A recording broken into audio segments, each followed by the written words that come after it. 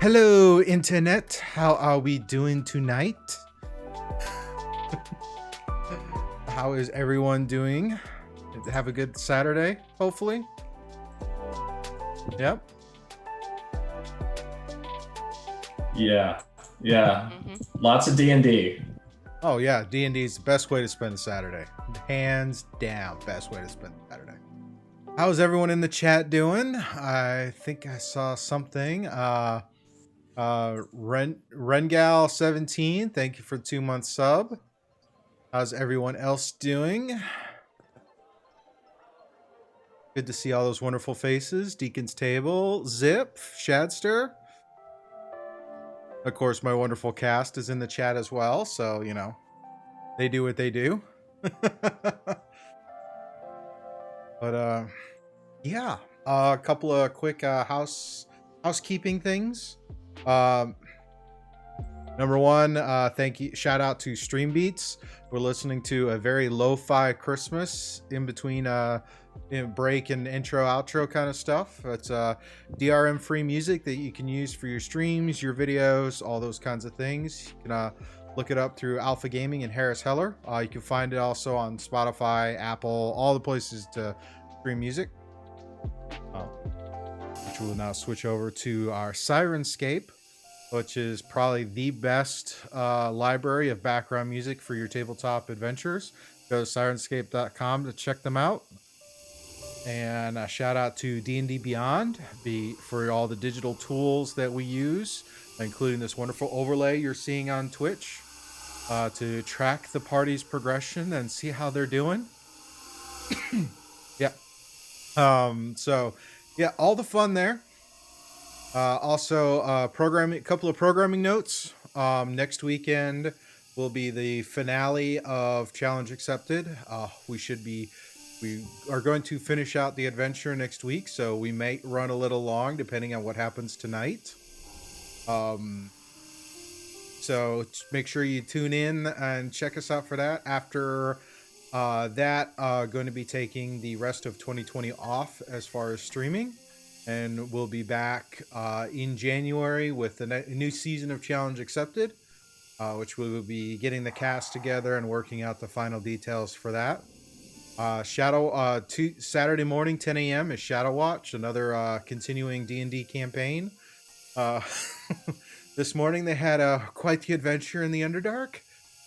Something about some hook horror, some intellect devours, and then coming across something really kind of mechanical and scary. So we will see next week what happens with them in their end of year finale. Tuesday is Scuba and the Rye is our live podcast we record.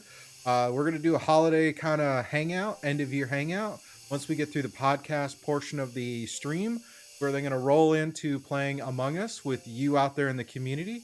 So if you have Among Us, prep that up, get that ready, because we're just going to have fun and just play Among Us for a while. See what happens. Saturday mornings, 10 a.m. is Sunday with Scoob, where I'm trying to work on miniature painting and playing video games. Got a mini that I was going to paint last week that I wasn't sure which one I was going to do, but I'm going to have it and we'll paint in the morning. Feeling pretty good about it. So all of those things. I found my brushes. I found my paint. So without further ado, let's get into it. Now, is there any concerns you guys have before we get into this? Dying. Sure. Huh? So let's see. Titus is scared about dying. Pearl, what about you? There's a scarab that's going to kill us. Possibly. Maze, how about you? Is there any concerns before we get into it? No. Love it. It's fine. Everything's fine. Yeah. Alrighty. Well, it looks like right off the bat, Titus, you have been granted an inspiration die that you can use as needed. D4 inspiration at whatever time you choose, and which is a good reminder to say that there are a number of ways you, as the viewer, can affect the stream, because you are the tricksters, and tricksters always seem to make things interesting. There's a whole list of options you can pick from, either using bits, tipping directly to the stream, or throwing in channel points. A wide variety of things, of giving heals to the characters in case they're in sticky situations, blessing the players to add bonuses to all their die and skill checks, adding a wandering monster, because hey, who doesn't want to see just something random pop up and cause hate and discontent, or more interesting story. All of those things. Nat 20s when we need Nat 20s, because some of the dice just don't want to cooperate. I was trying not to call you out, but This guy. so with that, we will see if the tricksters benefit. I will say that the HP bar down here that you see is reset from this morning. Anytime we have a follow, a subscribe, a host, a raid, that bar goes down, and when it goes down, I throw in a wandering monster. Oh, Ms. K, thank you. I was hoping to see one of those. We have our first wild magic surge of the evening. That's what I get for saying that we hadn't had any. See? You tempt the tricksters, and the tricksters will get you. Yeah, that's for sure. Poke at the tricksters. See what happens.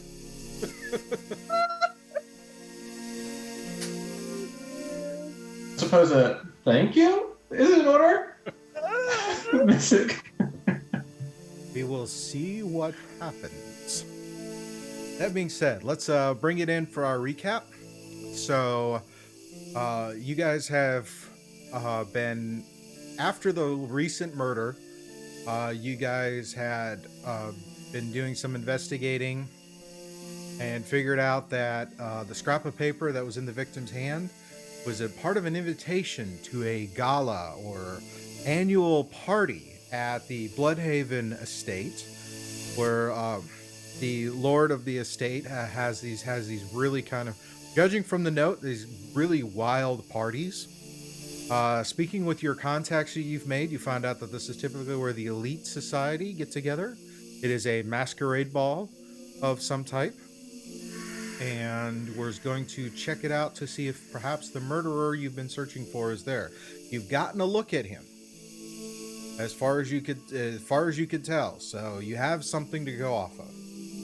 When you went back to the lodging house to rest up after a harrowing evening of adventure, Auntie, the sweet, wonderful house person, kitchen staff, who's been so kind to you, apparently gave you something that you realized too late was not so good for you, and unfortunately found yourselves in the icy embrace of death, just to wake up a little while later in the sewers, met up with an individual named Se2, who, as you saw him, his form constantly shifted from one person to another and then back. It was kind of like that. If you think of like a pixelized type of figure, every so often it's clear, but then it pixelizes and looks like someone else. Who he also, as a means to encourage your assistance in retrieving the knife, which coincidentally is why you were impaired on to begin with, has placed a beetle of some type on your chests. The beetle is mechanical and arcane in nature, and he has threatened you with that if you do not do as he asks, by a certain point, and retrieve the dagger, he will activate these beetles, which will, for all of intents and purposes, instantly kill you again. So, not exactly fun. You climbed out of the sewers to get your bearings, and then realized you were being realized that you were being stalked, and then chased, and then herded by a group of archers due to a wonderful wandering monster build purchased from the tricksters, as well as a swarm of jack-o'-wares, which you've come to realize have infested this city, as well as these shape-shifting creatures have penetrated a good portion of the city. In running and dodging and incidents with a balloon pack and some clever uh, parkour through the alleyways, you found yourselves in a carriage house on an estate. Going through the carriage house, you found in the kitchen a icebox with severed hands and limbs and other rather ghastly body parts from the various, you assume is from the victims. Confirmed because the hands actually were the fourth victim's hands. So, and then searching the house, searching the carriage house, you had moved up into the second floor, wandered into a bedroom where you found a young lady dressed in a Victorian style nightgown with a silver chain binding her wrists. She was in hysterics and pleading with you to release her so she could get away. You undid the chain, and as soon as the chain came off of her wrists, she started to morph and turn into a hybrid wolf creature and is starting to lunge at you. So we will kick this off with initiative.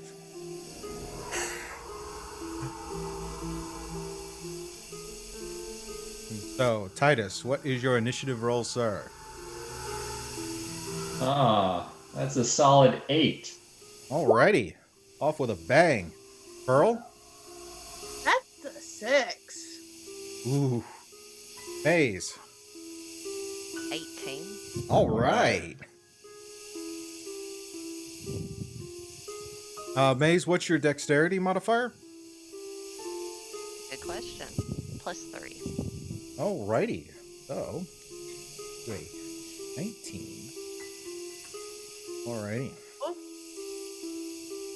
So, Pearl's got hers in. Titus is in. And Maze.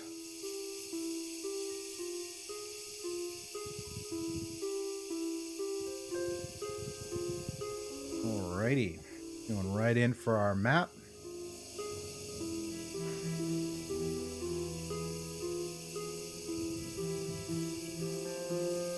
So, here we go. Top of the initiative order is Maze. So this wolf hybrid creature comes loose and starts to lunge at you. What do you do?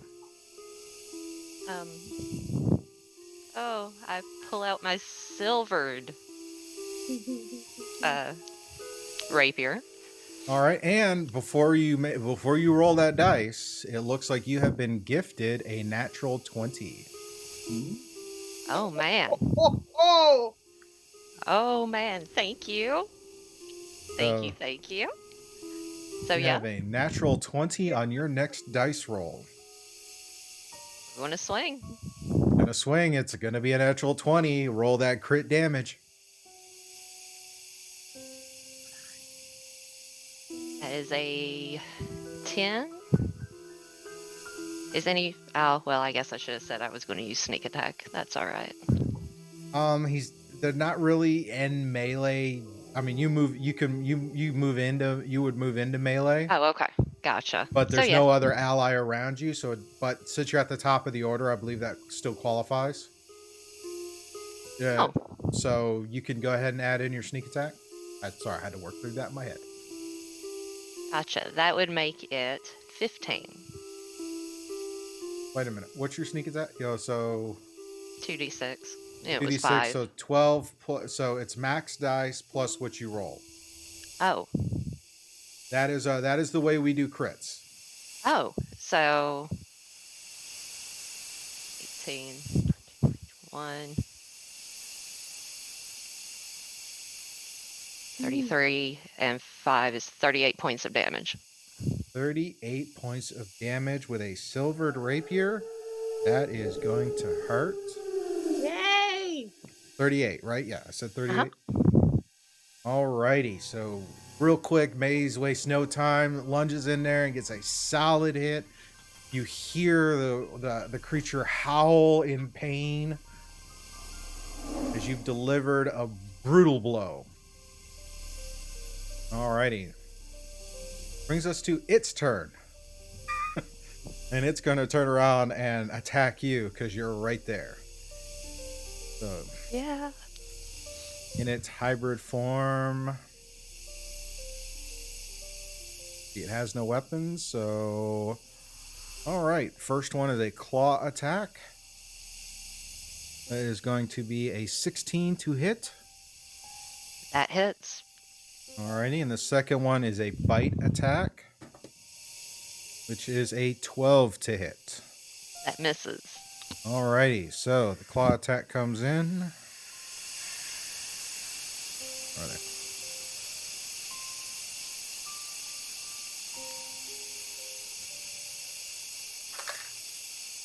Alright, so that is 9 points of slashing damage as the creature comes around with its claws and scrape and makes and attacks you as you stab it with your rapier. And you hear a ugh and a thud as Maze hits the ground. Oh, Oh, Maze is down. Alrighty.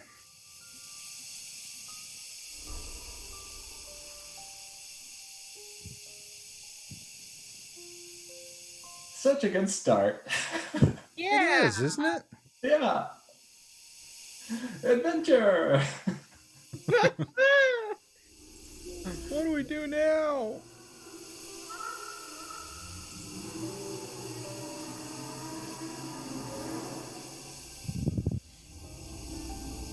Well, I have a crit on my next turn, so gifted from the tricksters. Alrighty, let's check that out. Yes. Titus gets a crit on his next turn. I'm seeing it. Wait, it is there. And Titus, you are up. All right. So I will move into melee Alrighty. and will attack with my silvered dagger. Okay. So it is a D4. So 4 plus the D4. Right. So that's 4 plus 5, and I'm going to add my divine smite. Alrighty. And that is 2d8 radiant damage. Alrighty. So that's 16 plus the 5, and then the 2d8 rolled, right? Yep. So, yep. So 16 and 5 is 21, plus 5 is 26 damage. Alrighty. How do you want to do it? Seeing what has just happened to my good friend who so bravely floated me to safety just moments ago, I will come in with my dagger and just lunge it under the chin and pull it out. So you want a flurry, you come in there, dagger goes up and just goes through the bottom of the jaw up, and then it just starts to go limp and falls down and reverts back into this young woman. And Maze is unconscious. Okay, and I will, if I may, I mean, are we done with the initiative now? You right now you're in a lull, so you can make actions. Okay. Technically, it would be Pearl's turn next. Okay, we'll let Pearl go and then I'll go. Okay. I have a potion. Should I use it on her? Yes, I think that would be wise. Alright, so yeah. I will get rid of my potion. 2d4 plus 2, Maze. Okay. Unless you want me to roll it. Alrighty, so we got that one. You don't want me to roll it. Thank you. Looks like inspiration to Pearl Ooh. and a natural 20 on Pearl's next dice roll. Thank you. And a gifted sub. Thank you very much. Keep working that Nice. HP bar. I don't know about the HP bar, but it's great you're doing that.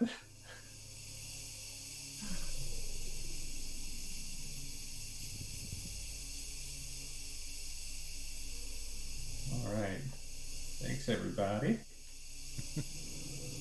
Guys. So, what did Maze get her HP? I did. I got 10. I rolled Awesome. double numbers. Yes, and Zipf gave me inspiration to use at a point I see. Yes. Yes, we all know what she did.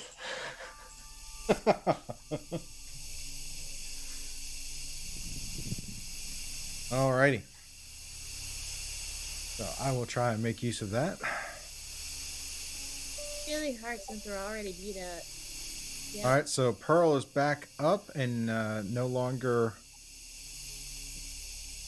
fighting death. Alright. Maze, how you doing? Better than I was a second ago. You still need some healing? I mean, I could use some. Okay, I will I'll give Maze one of my potions of healing. Alrighty. Ooh, I will chug it. And 2d4 is 5 plus 2, 7 hit points. Nice. Thank you. Feeling much better, Titus. Thank you. And she'll do a little curtsy bow. If it wasn't for it being that we only have so much time, I would say we need to rest. But hey, Yes, we don't have much time. nope. Alrighty, so what do you guys wish to do? I want to inspect the recently slain lady. Let's see, is she still breathing, or she's dead? Okay. Does she have anything on her that would give us a clue, or was she truly? She was truly wearing a nightgown. Had no pockets or anything. No information on her. The only other thing is the silver chain that was taken off, I believe, with a expertly used mage hand. From a distance. Speaking of the chain, can we take it with us in case we need it for something else? It is silvered. You certainly can. Yay! That's a great idea. Where should we carry it? So it's not a very long length of chain, probably maybe about 4 or 5 feet length of silver chain. So it'll probably get you probably about 25 to 40 gold, depending on how you can sell it. Cool. Hey, does you want to hold on to it? Sure. I'll put that in my equipment. Alrighty. Oh, and a gift from the tricksters. Ooh. Oh, and Maze gets another D10 of healing. Hey, where you guys are spoiling us today. Thank you. Alrighty, so let's get that table up. Titus, go ahead and roll a D100. Right. You will find this item in the room. Cool. 31. 31. Alrighty.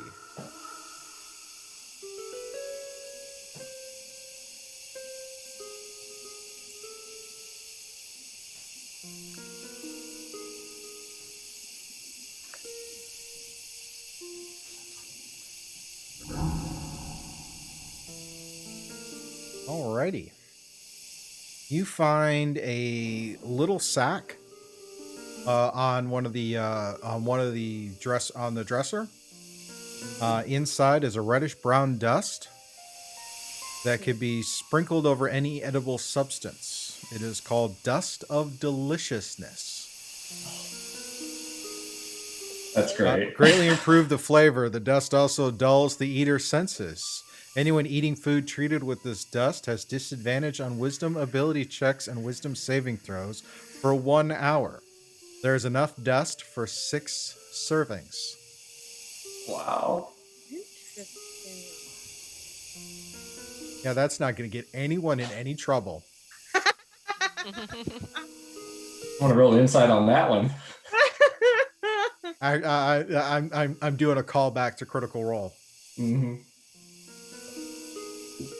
In an episode of Critical Role, Jester, having this dust, sprinkled it on a cupcake and gave it to a hag and convinced the hag was her bestest buddy. Wow. Oh, dear.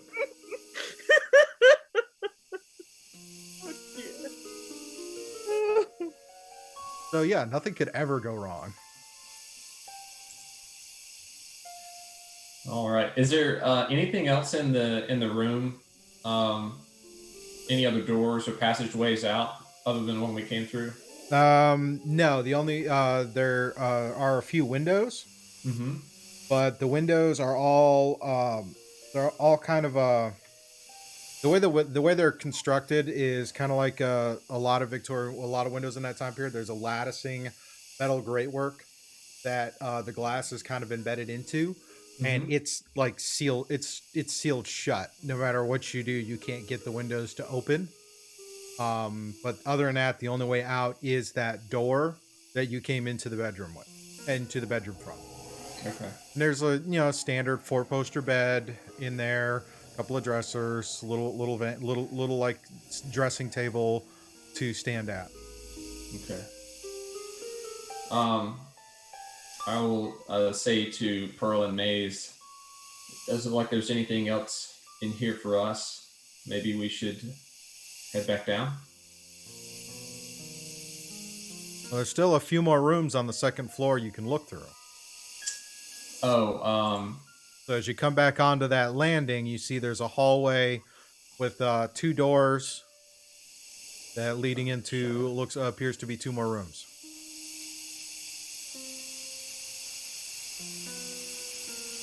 okay. Trying to remember which way we came in here. Oh, there we go.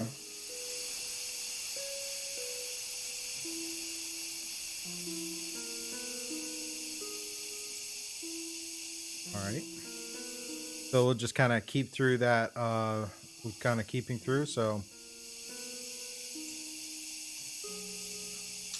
All right.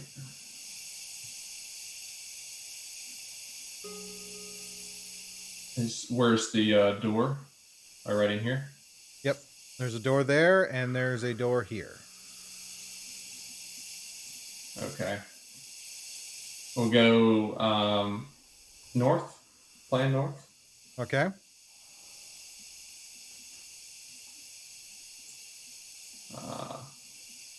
There we go. Go through the doors. Yay! All right. Looking in this room. This appears to be a study. The room is furnished with divans, chairs, and small tables. A few animal trophies are mounted on the walls, heads of deer, water buffalo, and other herd animals. A small shelf holds a few books. None of any particular significance. The skimming through the books, most of them are about hunting and works of fiction. Both and also a few non-fiction type books.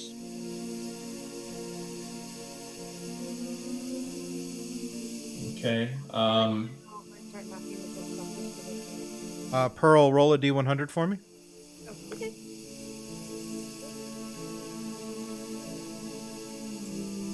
The books of fiction, are they about any type of rare folklore or anything like that, or is it just kind of mundane fiction stories? There's a little bit about fantastical beasts, various things like tales of monstrosities of the abyssal plane. None of it. I mean, it's almost like the ramblings of someone who's not really sure what's going on, or and whatnot. Some of the stuff, like there's a couple entries about were creatures, and you read that and you're like, yeah, no. any child in Barovia will tell you that doesn't work. Okay, so evidently not a good source material here. Not a whole alright. lot. There are a few other ones, but some of the with a few other books that are more studious in their writing, more of a nonfiction, where it's like, okay, if you want to stalk a pack of wolves, you've got to track X, Y, and Z. Oh, Titus, where'd you move? Oh, I thought I saw Pearl run up here. Yeah, well, she's in the room, not supposed to be leaving the room, but Oh, okay. Here. Right on the edge. alrighty. I'm Pearl, what'd you listening get to on your D100? 42. 42. Great number. Pearl, as you search the office, you find a pair of spectacles. And they look oddly familiar. And as you kind of draw Titus's attention, he looks at, hey, those look like mine. And you get a pair of eyes of minute seeing. Wow. Only your lenses are kind of have a different tint to them. His are kind of a bluish tint. Yours are more of an amber. Wow, that's great. All right, Maze, you're next. Thank you. Now I can match you. So I put them up. Let's see. I can match you. Pull them up onto her head. Kind of like wear them there like that. So I'm many the great only things one. can happen with. Seeing them standing face to face, both with the glasses on, just staring at each other. Just And Pearl, you get another inspiration die that you can use. So you have 2 D4 inspiration dies you can use at some point.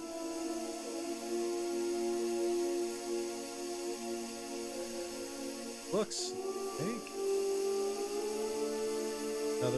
Another Bits cheer, but I'm not sure what it's for. It's Party 1000 gift from the Tricksters for Maze. That's what it looks like.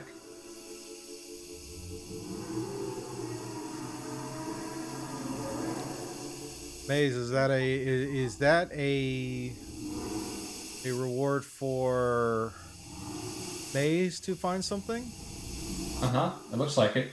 Yeah, Mizik. Yeah, I see that. 240.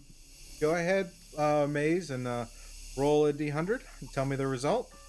Now Pearl's like, I want to see if I can find anything else, and she starts knocking all the books off just slowly. I did not get a 42. It was a 26. 26. Alrighty.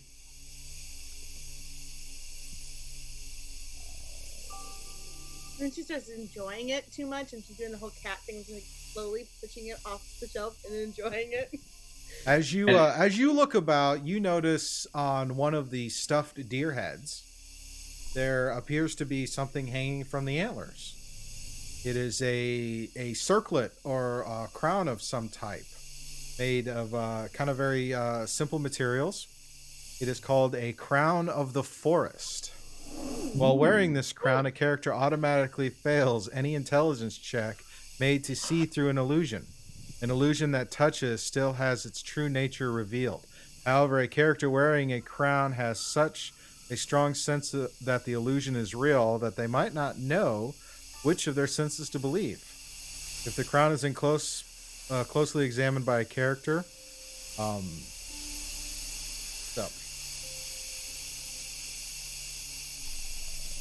second part's saying a wisdom check, but I already told you what it was, so there's no point in making you do that. So a crown of the forest. Wow, that's great.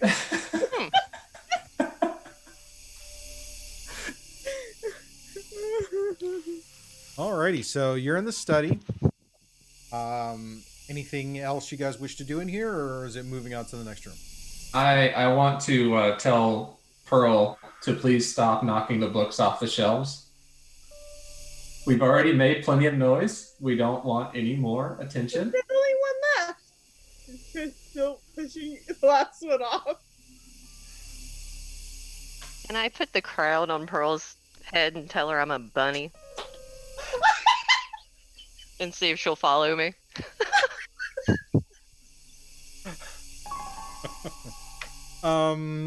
You'd have to put it on her head, and you'd have to cast minor illusion or some other type of illusionary magic to make you look like a bunny. I totally have that. Spells. Minor illusion at will. Oh no! All right, give me a sleight of hand to see if you can put it on her head. Pearl, go ahead and roll a perception, as you're so intent on these books. It doesn't matter. Oh, That one. Wow. It's a 6. Yeah, I got a 13. all right. So Maze goes to put the crown on Pearl's head, and Pearl kind of sees you and is like, "What's that?"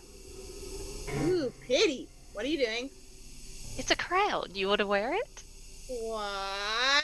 Because it's pretty. It'll make you look pretty. Insight?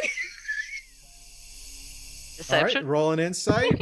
Maze, roll a deception or persuasion. Your choice. Persuasion. All right.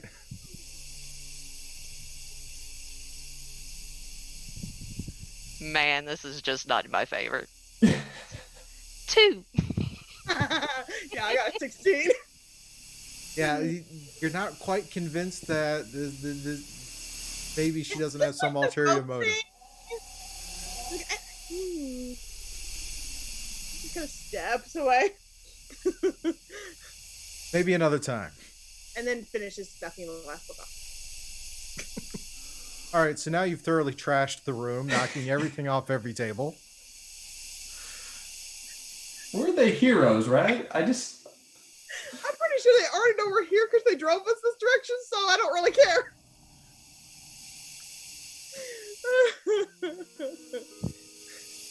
Alrighty. Cat, she likes to knock things off. I mean, You're playing to the character. There's nothing I can say. actually her flaw is to knock random things off. This is what she does. Alrighty. So, what do you do next? So there's 2 other doors to go through. You come back out the door at the end of the hallway, leading back into the hallway, and then there's a door that at the end of the hallway that leads into another room. Okay. Okay. So as Pearl goes in,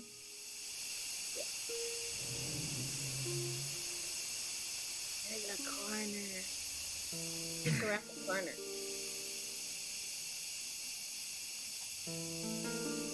all right. As you guys enter this room, there are dozens of trophies mounted on the walls in this room. Most of these trophies are stuffed human and demi-human heads. The collection also includes a werewolf head, a goblin head, an orc head, a were-rat head. A full-size stuffed ogre with a raised club stands in the northeast corner, directly in the corner. There's a door that leads to a small closet.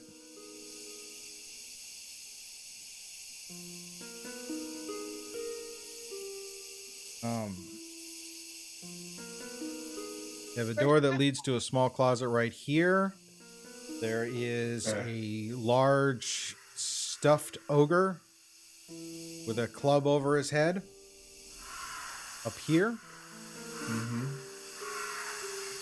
Very first question, or statement maybe. They're really talented because somehow they kept the werewolf staying a werewolf after it died, when all the ones we've done have always turned it back into humans. I don't know how they did it, but that's cool. Yeah. That's probably not the words that I would use, but I do understand your point. It takes talent, I would think, right? Either that or they're not dead. I want to do a quick perception of the room to see if, in fact, all of the animals, other than the mounted ones, that they're all actually dead, or there's no other creatures in here. Yeah, can totally do that. Okay, well, a nat 20. I feel like it's wasted, but a nat 20.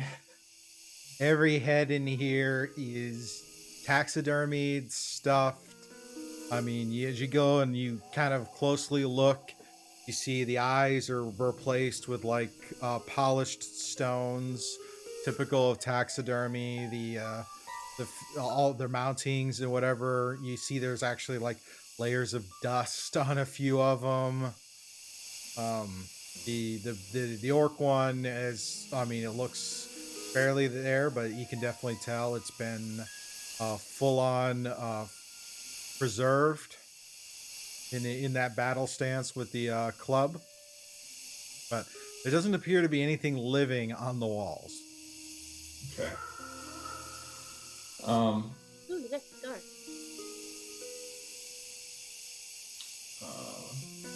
I'd just like to say I'm looking with concern towards Pearl and looking around to make sure there's no tabaxi heads. Or should I be more concerned if there's not a tabaxi head on the wall?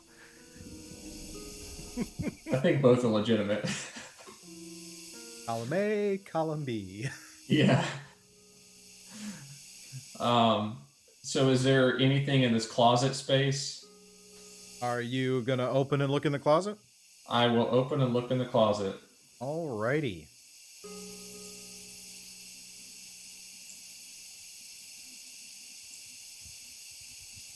I don't know that I'll go in. Well, we'll say that I'm like basically in the doorway looking.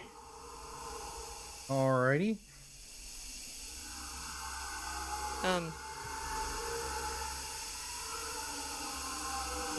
So you open and look in the closet, and I need you to make a wisdom saving throw. I knew it was a mistake. Oh dear. All right, wisdom saving throw. And I am going to use my D4 inspiration. Okay. Oh, still not enough. 9.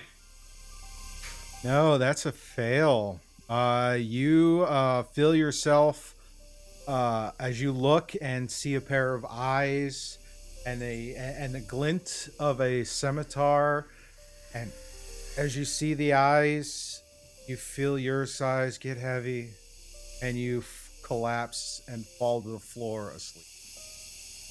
Oh, that's nice. Dear.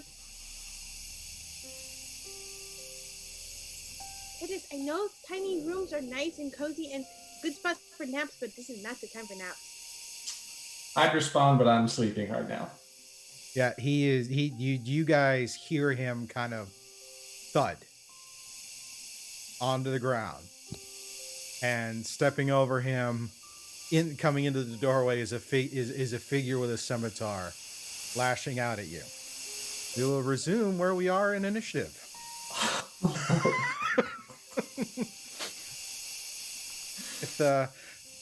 With his turn, because he was right there. So he will slash at Pearl with his scimitar.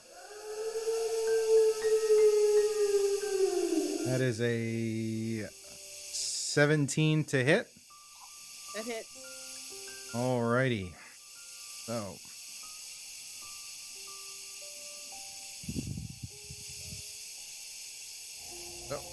And I will utilize one of.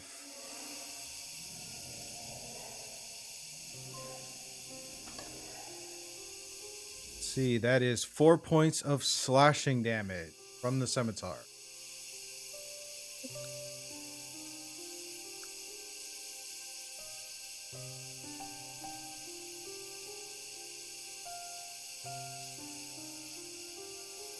Alrighty, that brings us to Titus, who is currently unconscious, so he cannot do anything unless someone wakes him up. Which brings us to Pearl. I was mad at it. I'm going to slash at it with my silver dagger. Okay. Which I fucking use it. I'll do that. That is a 22 to hit. 22 to hit. Still have a nat 20? Me? Yeah, or did you use it already? I didn't. Okay. Trying to remember, I believe you got one. I know Maze and Titus got one. I don't know if I did or not. I don't remember. I would have read it. Yeah, I would have read it off and pulled it out of the channel reward queue. All right, so yeah, 22 to hit, definitely hits. Roll for damage. Oh, she did get one. Thank you, Sazori. So it's a nat 20. So roll that crit damage. Okay. Then that would be a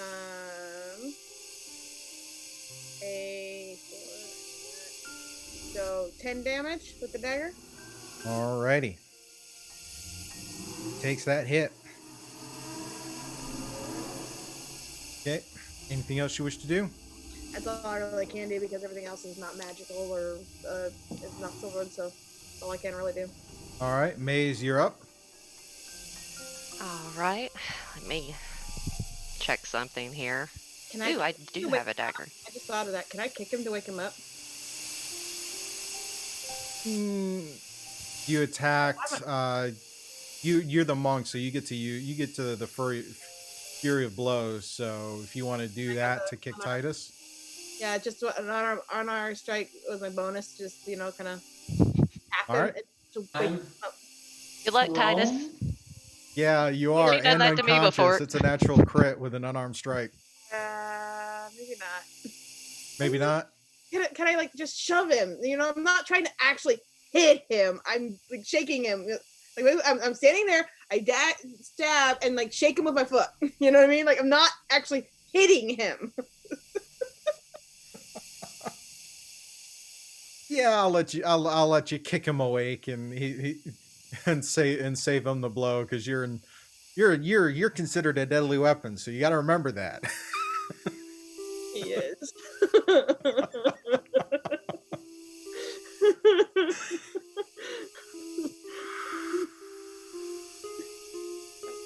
But yeah, I won't make you roll crit. So. Okay. So if you pull it, then it's like 8 point of bludgeoning damage to Titus, and that was the he's idea. knocked That's awake. enough to wake him up. I mean, I would think with me being, skilled with my punches, I'd be able to pull my own punch, right? Yep, you still cause 1 point Yep. of bludgeoning damage. Is it you're enough up. to wake me up? Yeah. All right. I'm awake. Not the place to sleep right now. Nice for later, but not now.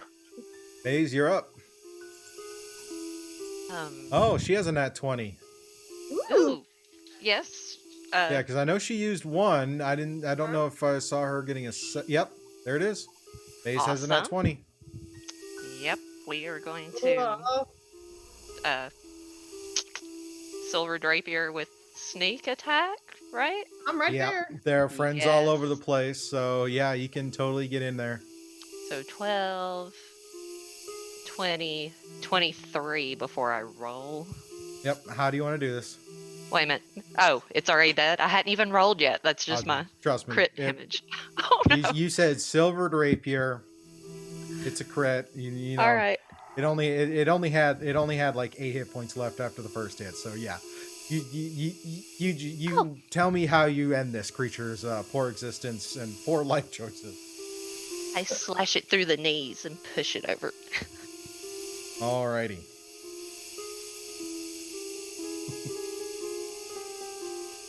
So yeah, that ends things. It's there. As it hits the ground, it starts to shift its form into that of a jackal, which you guys have seen quite a bit of recently. See what I mean? How do they do that taxidermy thing? Because they always change back as soon as you kill them. So I don't know how they do that. Magic.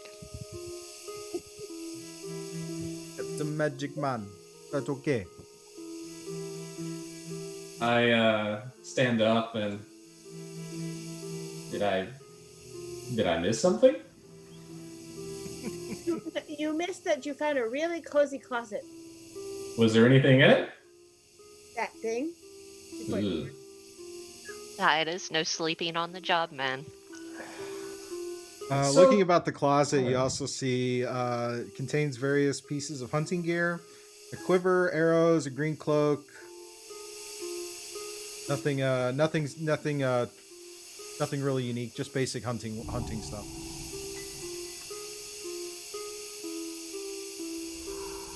Start heading out. All right. Well, Maze, do you want to grab any of that stuff? Maybe we can sell it if we survive. Sure. Okay. I just start grabbing. Yeah, you Stuffs. grab a green cloak, pair of boots, quiver with a full quiver and a bow. Say it's probably a short bow. I hope so. Well, short bows and long bows are two different things. So we'll say it's a short bow for hunting and whatnot. Mm-hmm. All right. So I like I said, I stand up and I leave this creepy closet and say, maybe we go together and look around the rest of this room. Oh, I thought we were done with this room. Sure. Can I go ahead and put the green cloak on? Is Yep. it small enough for me? Hey. It's a little big. You're what race are you again? A gnome? Halfling. You're a halfling. This is Yeah. something for like a medium-sized creature. So as you put it on, and you kind of swim in it, and as you walk, there's like this train of cloth that follows you about. Oh, I'm fabulous. I love it. Yay! It's a very pretty kind of a forest green color. You know what Pearl would be doing right now, right? Chasing the trail of cloth and like jumping on it. Of course, Pearl would. Why would Pearl do anything different? It's there. It's getting dragged. I mean, come on. You're Puts a playing your paw on it, character. and I go fleeing backwards while I'm trying to walk. I see it now. Maybe it's not the best place to be wearing that. We maybe bind it up a little bit or put it away so we don't get snagged on anything. That's fair. So I want to go check out the stuffed. You said it was an orc. Yep.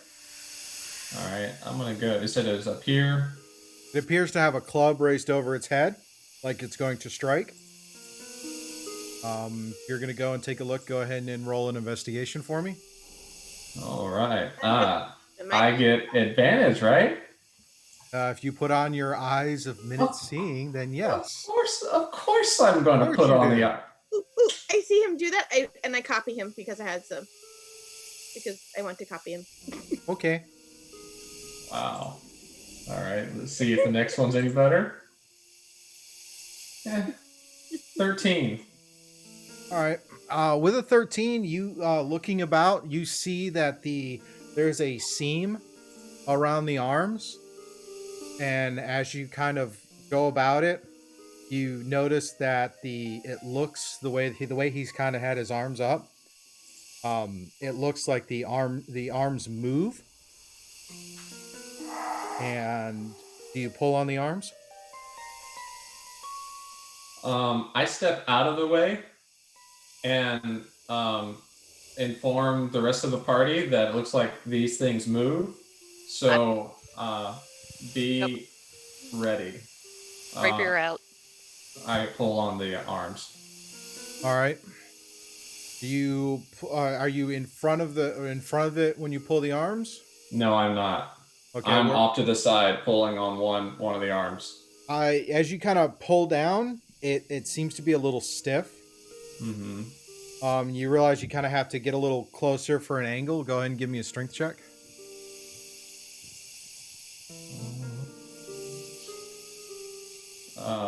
Athletics or just straight strength? Just straight strength check.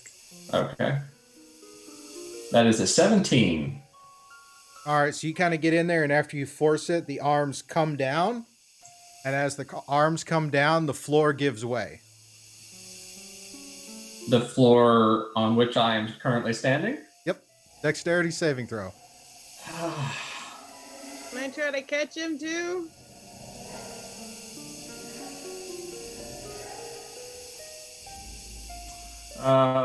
Please do. That's a 9. All right, Pearl. Acrobatics, I believe, is your dex.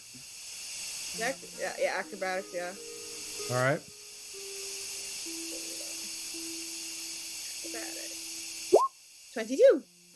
Okay, so as it comes down and Titus realizes he's falling, you reach over and grab him just as he gets about midway, and you kind of hold him. And looking down, you see a pile of hay at his feet, and you hear horses clopping their feet and whinnying a little bit around. Titus, as you kind of look about real quick, you see there's a pair of horses in stalls and the hay beneath you. Wow. So they were sitting there waiting for someone to fall in so they could carry him off? You get the sense that this was probably a quick exit from the second floor to the first floor, and that the hay is in a strategic spot to cushion the landing. Okay. So not nefarious, but just a backup plan. Yeah. Is okay. Okay. While I'm holding on. Yeah, if you were to let him go, he'd fall like 5 feet and be fine. Yeah, I know. That's why I'm asking, because I don't know if would she be able to see this as she's holding him? Yeah, you're kind of holding, and as you're kind of looking down, you kind of have him, and he kind of can do the whole kind of look about and kind of get an idea that looks like a horse stall is below. So you let him go. So Titus, you feel Pearl let you go, and you drop into the hay. And as you kind of stand up and dust yourself off, you see you are in the horse stalls. And there's a low wall that is on the back side, on one side, where you can see the horses, and you see like some hooks on the wall with some riding tack hanging from it, and a door that's got that classic split way that leads out. I'll run over and stick my head in the hole and go, "You okay down there?" I'm gonna push her in. Give me a sleight of hand check. And do I need to roll like a Arcana or an Insight or something? See, is this the real Pearl, or we got a doppelganger on our hands again? I don't know. Right now, this is a sleight of hand versus Maze's perception. That's a nat one on my end. Yeah, Maze, you notice Pearl tries very, very badly to position herself behind you. What are you doing? Having fun. And I'll just scoot all the way around the hole to where she's not behind me anymore, and I look at her. And then I'll take out my broom of flying and javelin it down towards Titus so he can get up back through the hole without having to split the party and him walk around. Oh, I thought we were all gonna go down because we're already done with the upstairs. So. Oh, are we? Yeah, you searched the upstairs. Oh, then cannonball. I jump in the hole with Titus and hope he catches me. I don't think he catches me. Titus, do you attempt to catch her, or do you just let her fall into the hay? I stand aside. So you give the impression that you're going to catch her, and then as soon as she bundles up, you go, nope. And she hits the hay, and there's little bits of it kind of.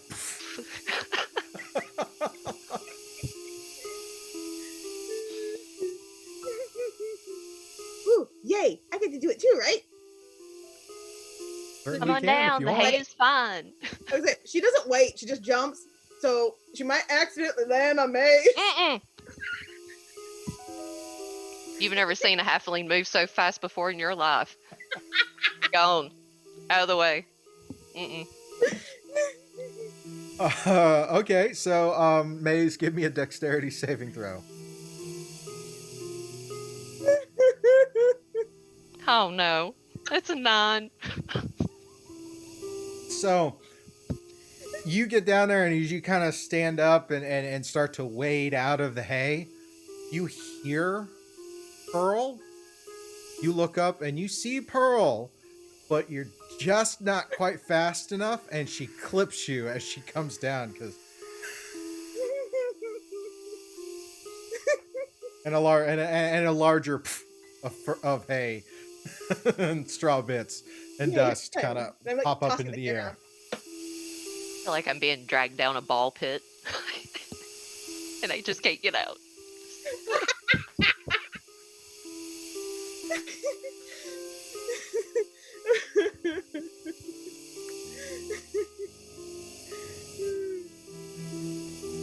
So now we have Maze, Pearl, Titus.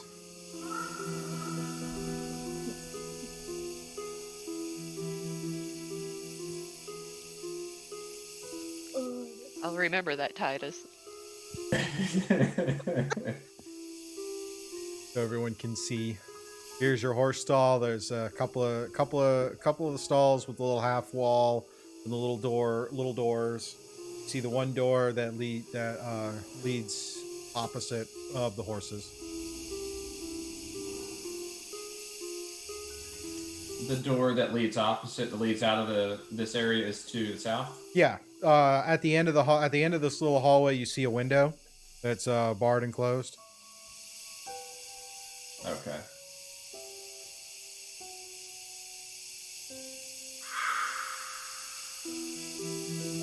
And you said there were horses in the horse stall, right? Yep, 2 horses. Okay. So as we get to the door, I say, ladies first.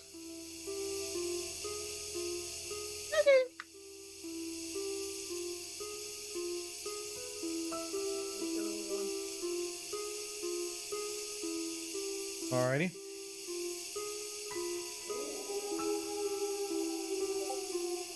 So as you exit out of the barn, exit out of this side, you see the portcullis that has fallen down or has come down, and you see the door you guys went into, and that big set of double doors still shut.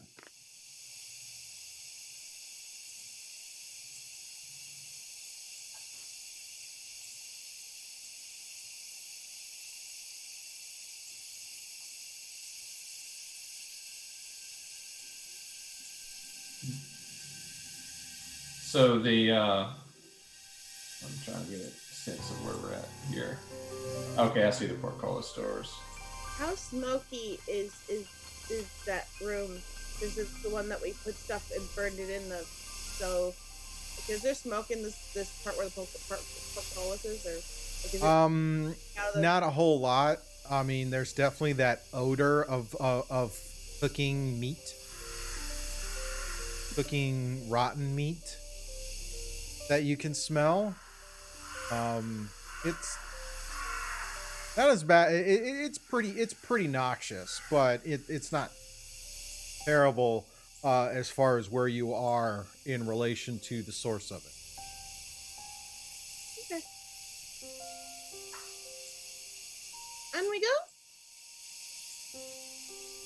Yes. All right, so as you go up to that set of double doors and try to open it, they don't budge. James, aren't you good at opening doors? Maybe.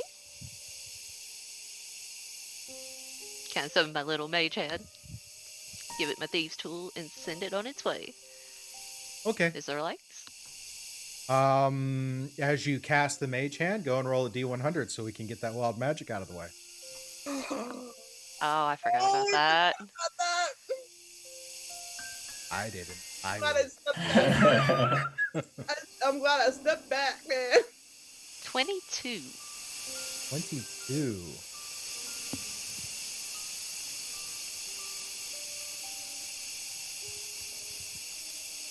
Alrighty, a 22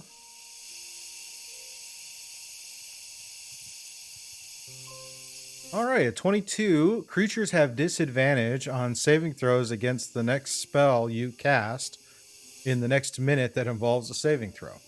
Oh, Oh. So you don't really notice an effect per se, but as you kind of go with the one hand with the one thieves tool kind of goes over and kind of sticks it in, and it doesn't appear to be unlocking. Which thieves tools typically requires two hands.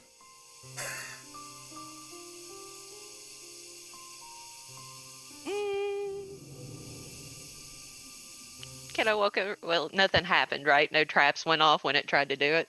No, not that you can tell. All right, I walk over there and do my All right. thing. As you fiddle with the lock, no matter what you do, you're not hearing the tumblers change. You're not hearing anything that seems to be giving way. I mean, try to break it open? I don't think that we need to make any more noise than we've already made in this house. You can certainly try.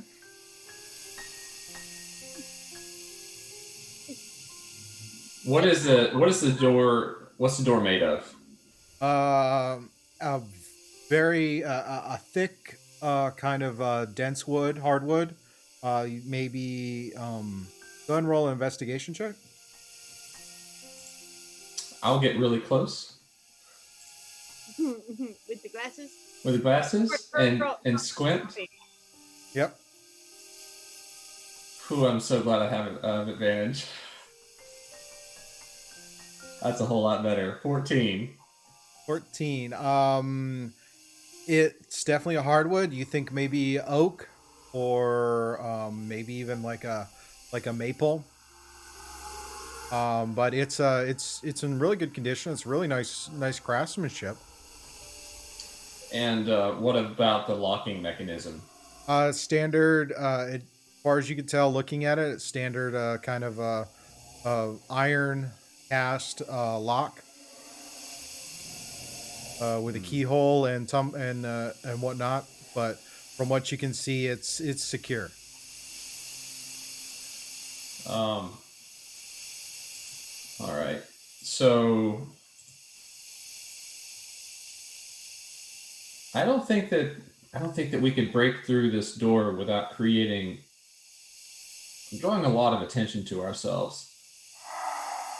Perhaps there's another way. Is it just have we gone in this lower building on the right? Around the stairs. Have we gone in here? No, you haven't gone into that room. You went into the kitchen, went right up the stairs, into the bedroom, got into a fight. Yep. Trashed the study.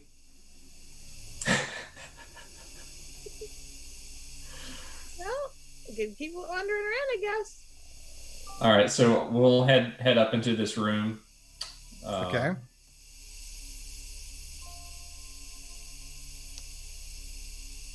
we were Oh, he's pulling out a book. we were outside for a second, right? Shouldn't be. You should be inside the inside the house. Oh, okay.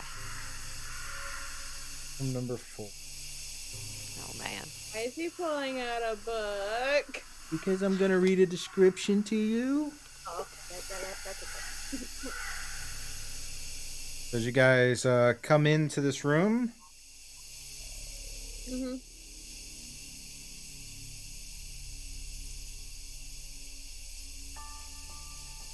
you see coming into this room, you see it appears to be a dining room. There's a long table in the center. Stretched out on the table is a corpse. It lies in a bed of on a looks like a bed of leafy green garnish. The throat is a mangled mess, and there's dry blood all over the body. The left arm is partially gnawed at, but otherwise the corpse appears to be intact.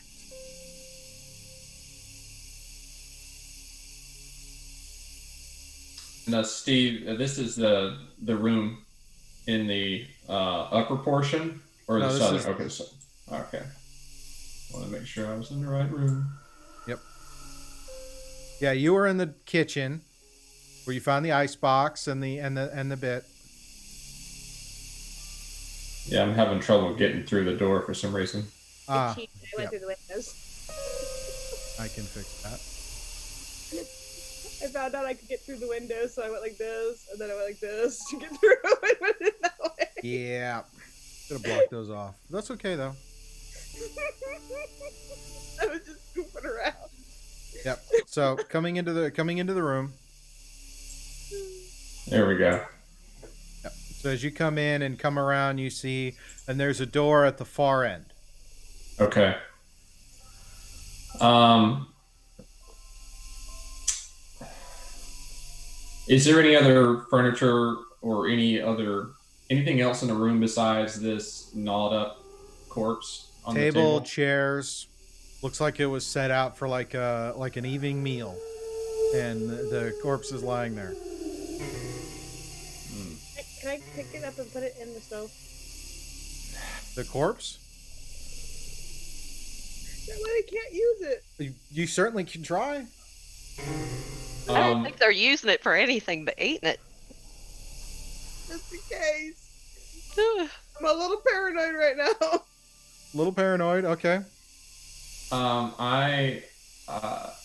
you making moves to the corpse now? I will say I really don't think that hauling this corpse to another room and spending the time putting it into that little wood stove is the safest idea at this moment. Whatever chewed this thing up is still around here, I'm sure. Let's deal with that first. Can we just kill them? There's two thingies up there. I don't think that was all. Okay. So do you go as Pearl heads over to the corpse and stands there next to it while having this conversation? Maze, what are you doing?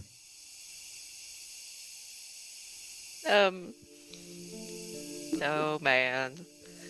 Can I walk over and look at the corpse? Like, do I recognize them? Have we seen them around?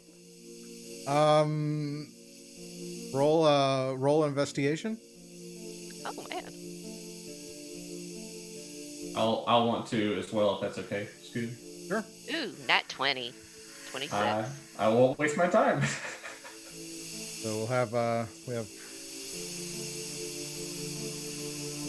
so is this about right?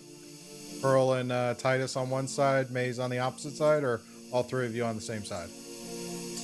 I will be on the side that Pearl is on. Okay. There's a reason. I don't know what it is, but there's a reason.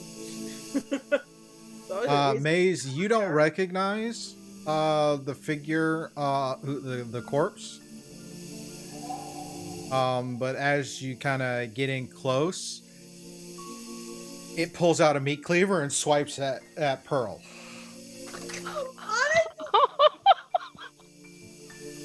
Okay, at disadvantage.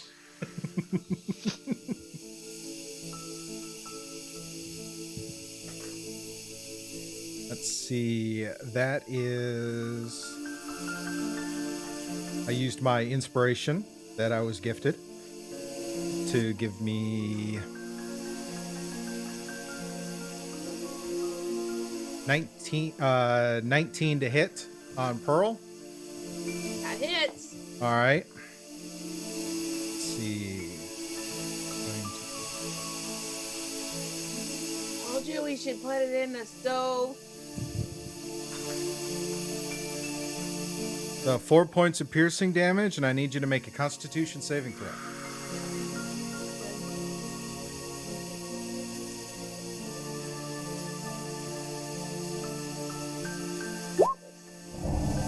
That is a 14. Alrighty. That is. Real quick.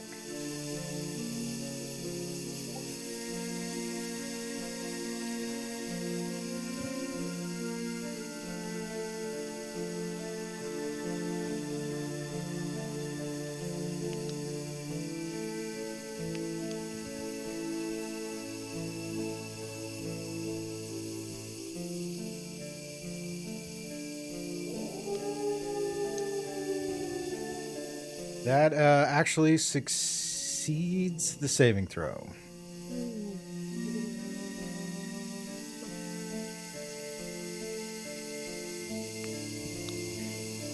Alrighty. And with that, we'll kick off another initiative.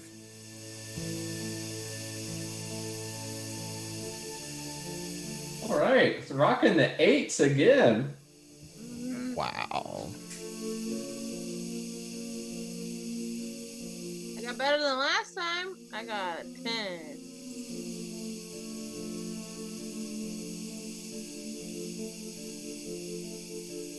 So Titus has an 8. Pearl has a what again? 10. All right.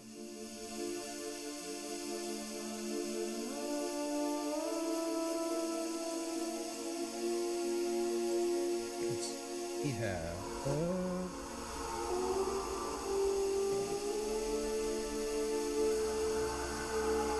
All right, Maze, what'd you get? A 7. Oh dear. Alrighty.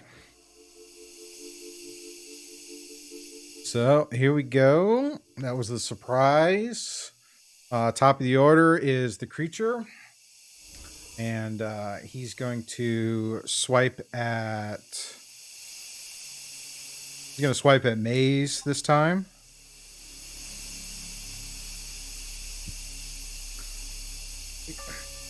So, and your aura, and looks like she's your aura is 10 feet, right, Titus?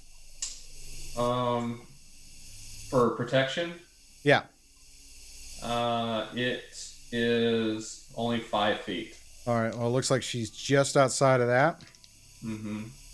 So, 2 swipes with the meat cleaver. One is a 19 to hit. The other one is an 11 to hit. First one hits. First one hits. Okay. That will be 5 points of slashing damage. And need you to make a Constitution saving throw.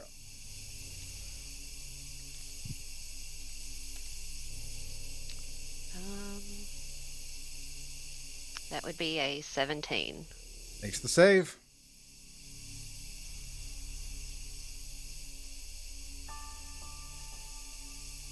Next up is Pearl. Okay. Oh, Maze, you have a nat 20 on your next dice roll. So, I'm going to hit with my quarterstaff first. And see how that goes and see if it actually does anything. That's an 18 to hit. 18 does hit. Roll damage.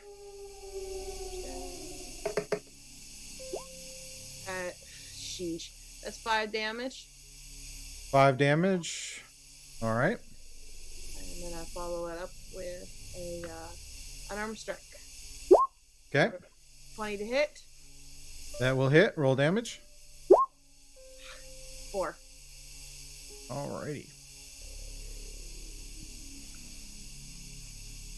Okay. Next up is Titus. All right. I'm going to move just slightly. over Okay, to so the- you're not at the head of, you're kind of at the head of the table as it's getting itself up. right, and that will allow me to give my protection to both of them. Okay. And I will strike with my silver dagger. 11 to hit. All right, Pearl, you have a nat 20 waiting for you. Yay. Sorry, Titus, say that again. What was your to hit? 11. 11 does not hit. Okay. Then I that'll end my turn. Okay. Maze, you're up. Right. Silver Drapier, Okay. nat 20. Alrighty. So that will be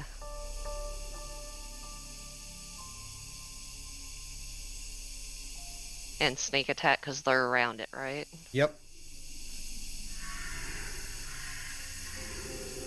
41 points of damage. Nice. That is a solid hit. God, I love that sneak attack damage, man. All right, it's its turn again, and it's going to make its 2 attacks at Maze because that was a serious hit. So first one at disadvantage misses. Second one at disadvantage is a 10. So I imagine that misses as well. It does. Alrighty, Pearl, you're up. Could I tell that the attack worked okay? Yeah. And I am going to use my quarterstaff again. All right, and you have a nat 20 on this hit. Yep. The net 20. And that will be. What is it before you roll the dice? Before I roll the die, it would be an 8 for the quarterstaff. That's enough. That kills it. Okay.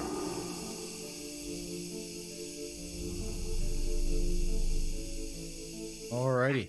So that ends that creature. As it kind of shifts its form, you see the meat shift its form back to that elongated purplish blue skinned creature with the proportions that are all kind of incorrect. They're kind of there for a humanoid, but they're not. They're a little off. And you see the meat cleaver kind of shift into a dagger. No, we need to start double tapping all of these things.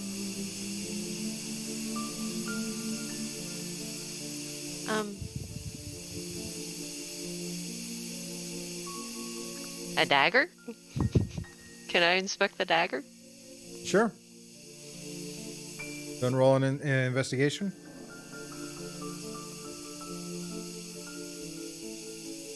Oh, nat 1. Makes it a 7.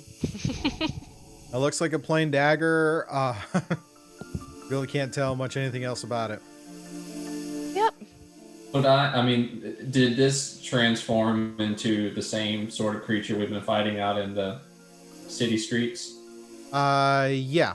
It looks like it's a dead ringer for the same kind of creature you've seen before. Okay. A couple of times now. I have a really good idea about the dagger and all of that based on previous investigations. Mm-hmm. Yeah. Yeah, and after that, Pearl doesn't care anymore. She's going to put it in the stove because she's mad. Alrighty. What do you guys wish to do now? How is everybody? You need healing? Are we okay? I'm bloodied. You're bloody? Do you have any more healing potions? No, I'm out of healing potions. I gave Maze off. Alright, I will give you my last healing potion. Alrighty.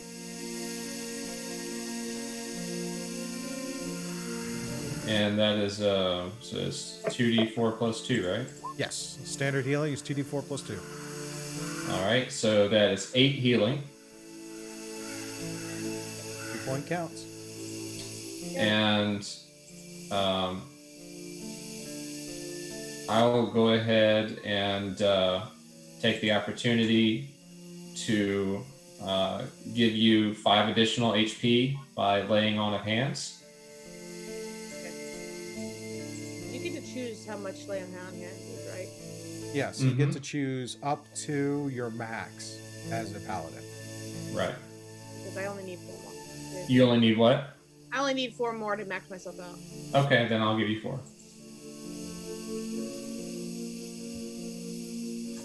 All right. Is there a second wild magic surge? I did not see a second. And lay on hands doesn't quite qualify to my knowledge, because otherwise the smites would count too.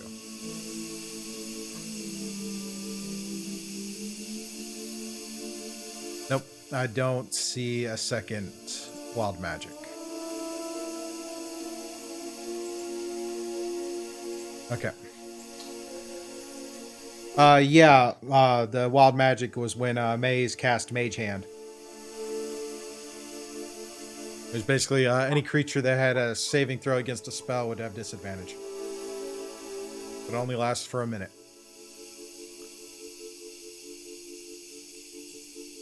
You're correct, Chili. Sorry. Talking to the tricksters. Don't mind me. I'm just nuts. Sure. All right. So we'll start heading out the south end of the building. All right. As you come up to that door and kind of push on it, it doesn't give.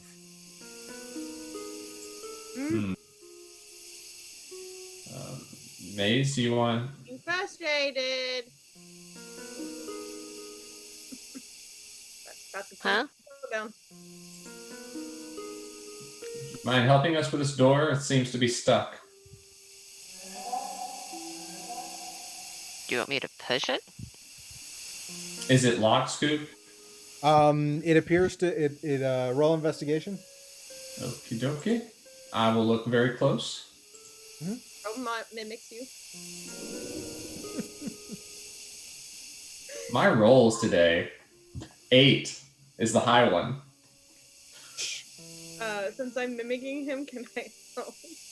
No, he's got advantage, so it's you can't double the advantage, No, unfortunately. I meant like because I'm mimicking him, like, can I investigate as well? Oh yeah, totally. Another wild magic noted.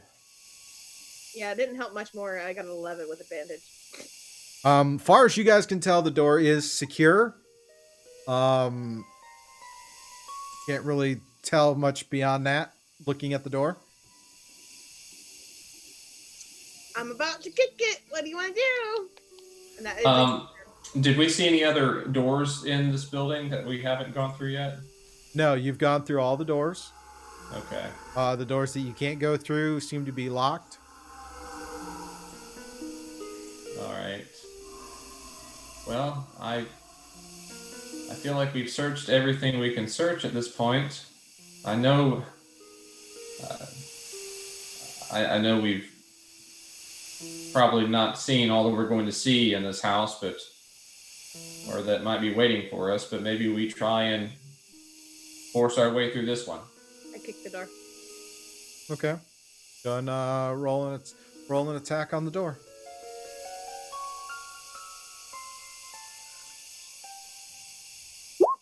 22 to hit. 22 totally hits. Roll damage. Kicking the door, I guess, so I'd be unarmed strike, I guess. Yep. Only like 5 damage, but hey. Yep. You get in your stance and you go and your fist connects with that door and it's a good impact and you feel your hand as really kind of hurting because this is another one of those really well made oak doors. It does budge, but also slightly. And you said the windows were... The windows are all sealed.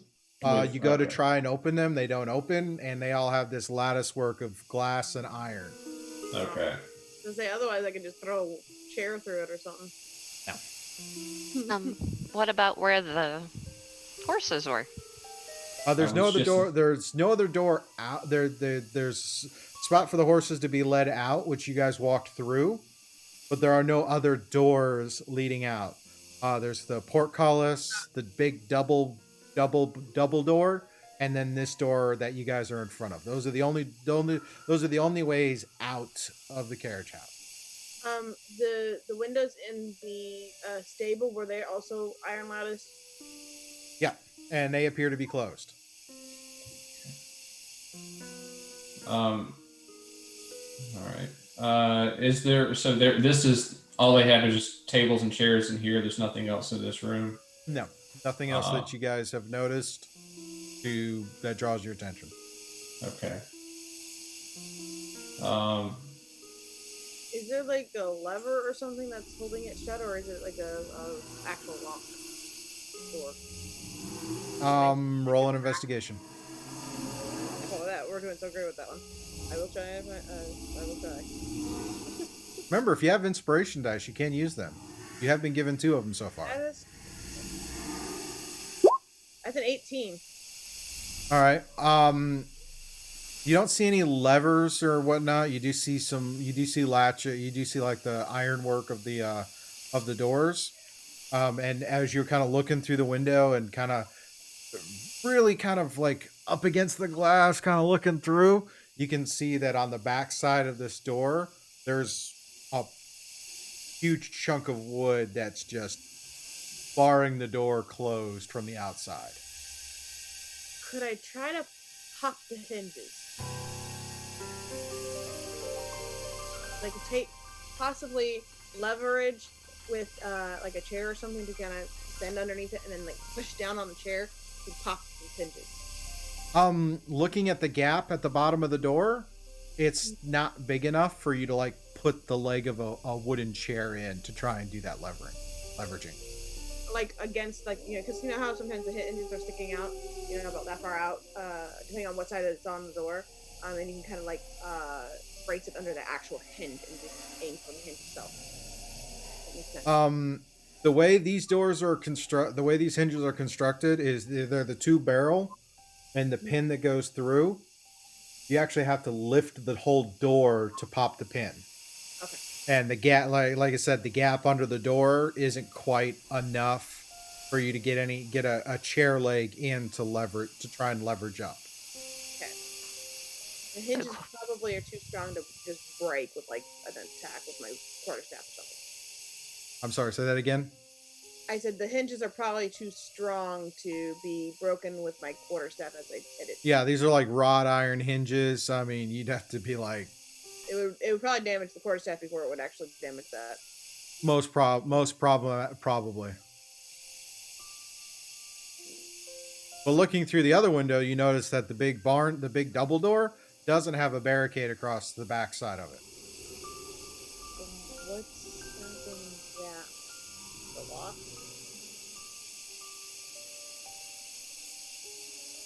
I could try to kick that one. I think we're out of options otherwise. Let's head back if you folks are ready. Okay. All right. Going back through.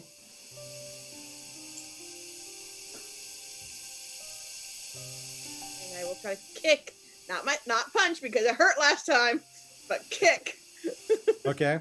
The door. So hopefully it'll be at an angle that even if it does hurt, it's not as bad. Okay. Oh, dear.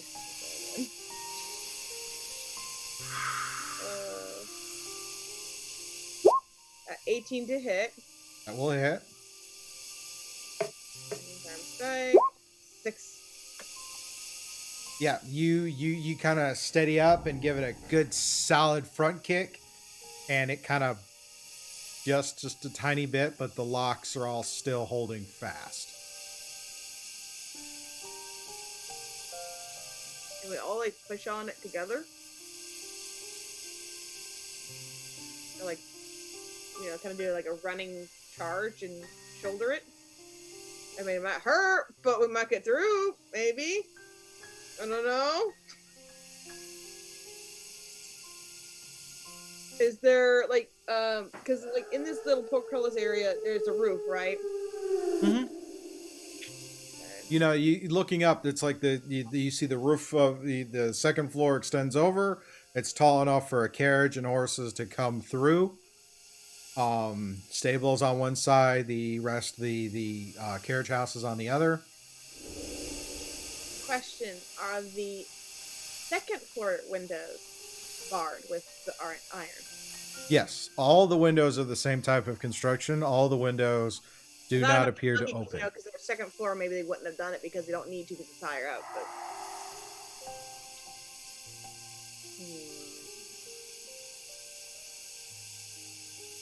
is the lock where we can like try to jam something into it and try to break it, or is it on the opposite side? No, the lock there. It's a double-sided keyed lock.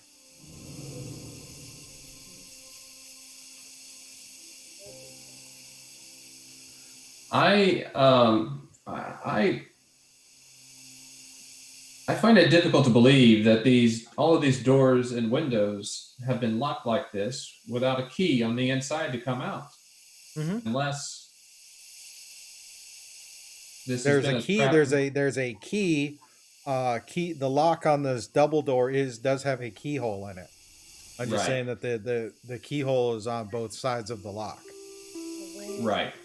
Right.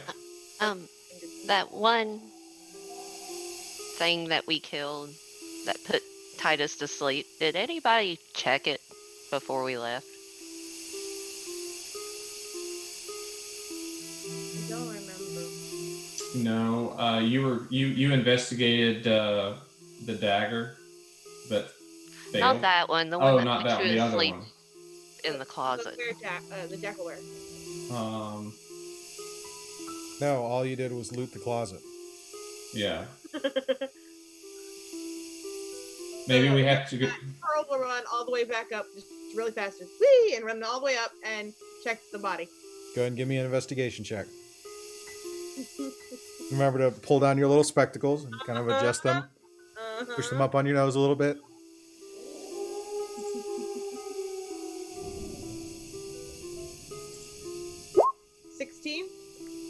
All right. He's got clothing on. It's just his body kind of shifted into that hybrid kind of a jackal type creature. So the clothes aren't quite there. But rummaging through the pockets, you find an ornate looking key. Mm-hmm. Yay! And runs back down. Okay. Get down. All right. And then try the key in the hole. Push the key in. Turn the key. You hear a click. Click, click, click, click, click. And the door unlocks, and you can push it open. Really slowly and open it. I ready defensive action. As you push the doors open and step through, you see this huge single-story manor. All the lights are on. There are shadows of people through the windows.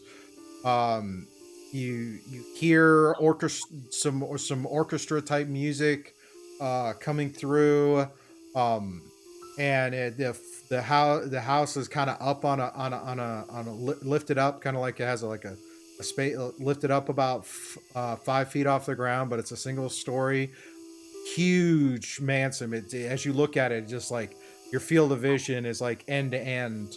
Is this house with the music and the people through the windows.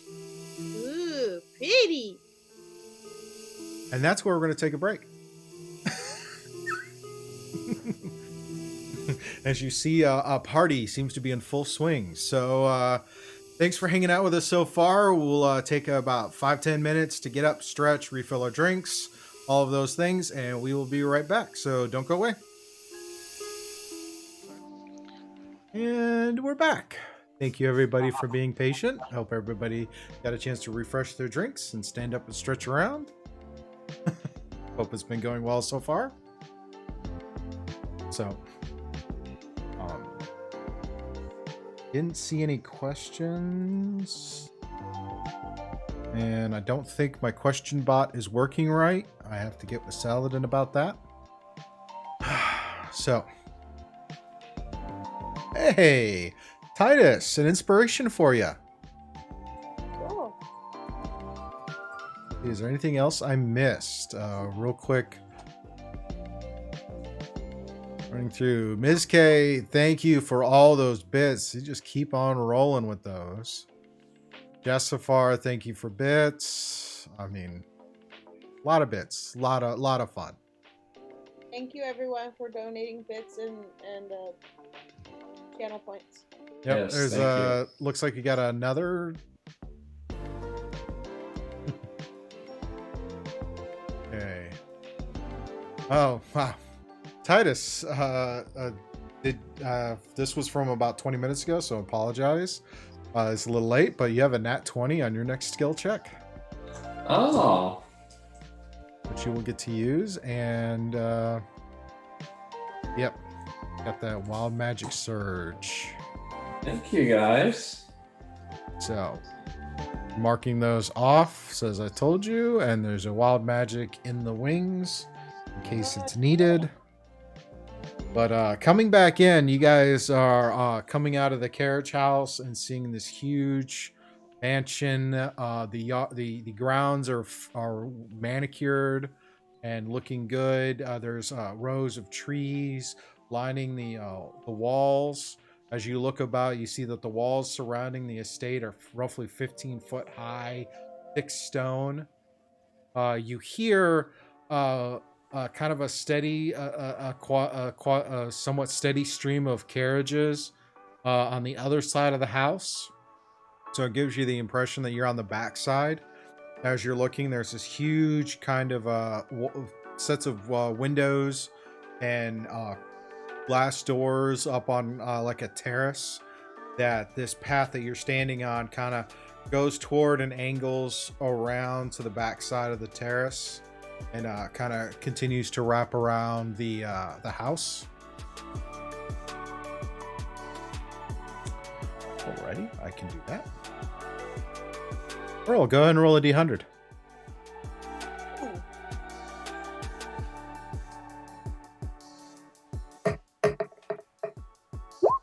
That is an 82.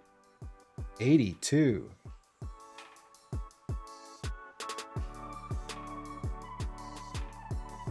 Interesting. Thank you, Mizik.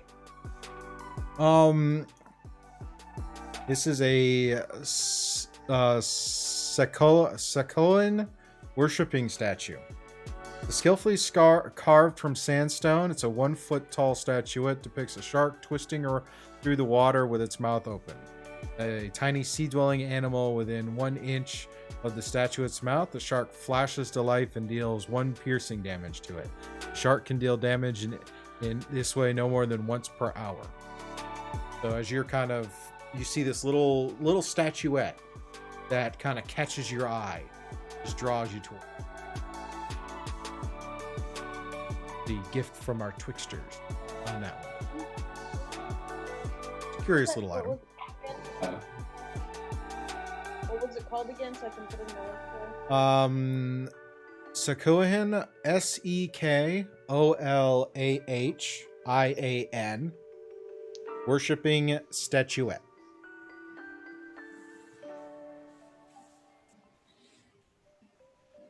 Yeah.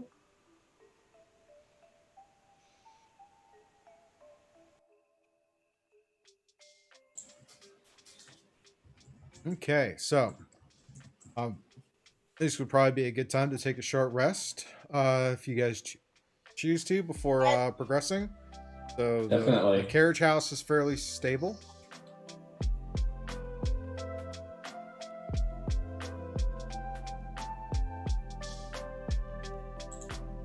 Oh, looks like Maze gets to roll 100 while she's taking her short rest and coming to result.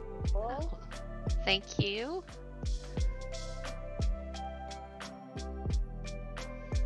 I got a 74. 74.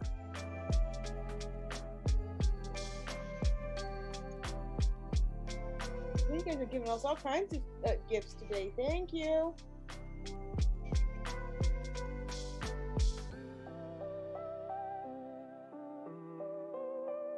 Thing. This is called a pressure capsule. The small capsule is made of beeswax blended with sand and a variety of enchanted water plants. A creature who consumes the pressure capsule ignores the effects of swimming at depths greater than 100 feet.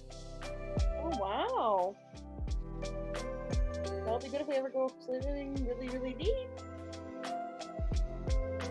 Never know. We'll see what happens on the next one. Titus, go ahead and roll a d100. Oh, okay. Let's see if we get something else that's sea-based. Hint, hint, nudge, nudge. Yeah. 60. 60.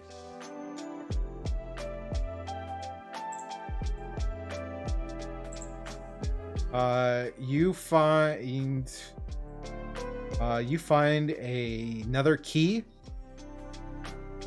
in the grounds right there outside the carriage house. The key is fairly kind of ordinary looking, except that in the handle of the key there is a question mark. It is a mystery key. A question mark is worked into the head of this key. The key has a 5% chance of unlocking any lock in which it's inserted. Once it unlocks something, the key disappears. Oh, nice. That's really cool. Alrighty. So, taking your short rest. When you take a short rest, you can use any hit die that you have. You have a hit die per the number of levels. It's typically the same die you use to roll your hit points. You can use any number of those you wish to use to regain any hit points. You can also, in your D&D Beyond sheets, go in for short rest, click on that. I believe now it tells you all the things you'll recuperate. So if you have any spells or abilities that refresh on a short rest, that would be good.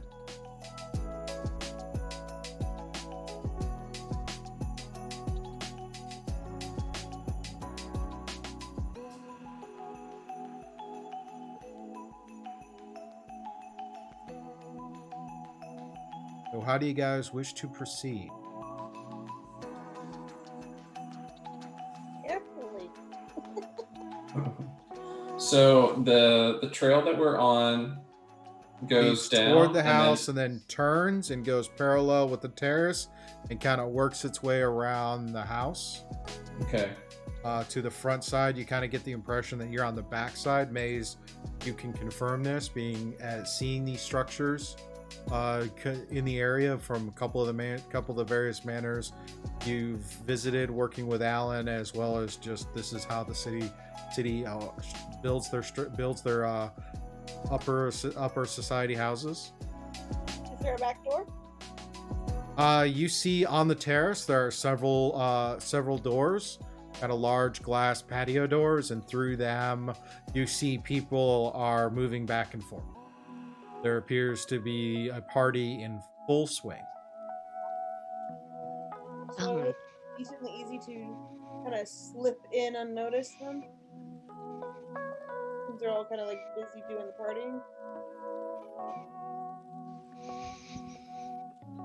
Or would it be too obvious?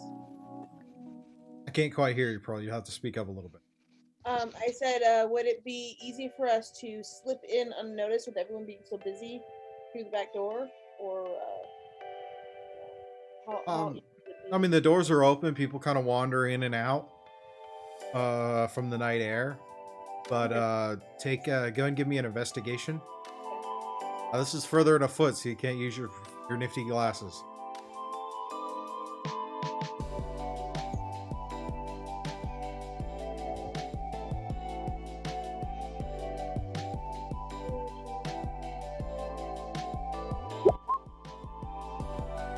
Wouldn't have mattered anyway. 5. Yeah, you see that they're kind of in. They're dressed and they have masks, and they come in and they go out. I have a mask.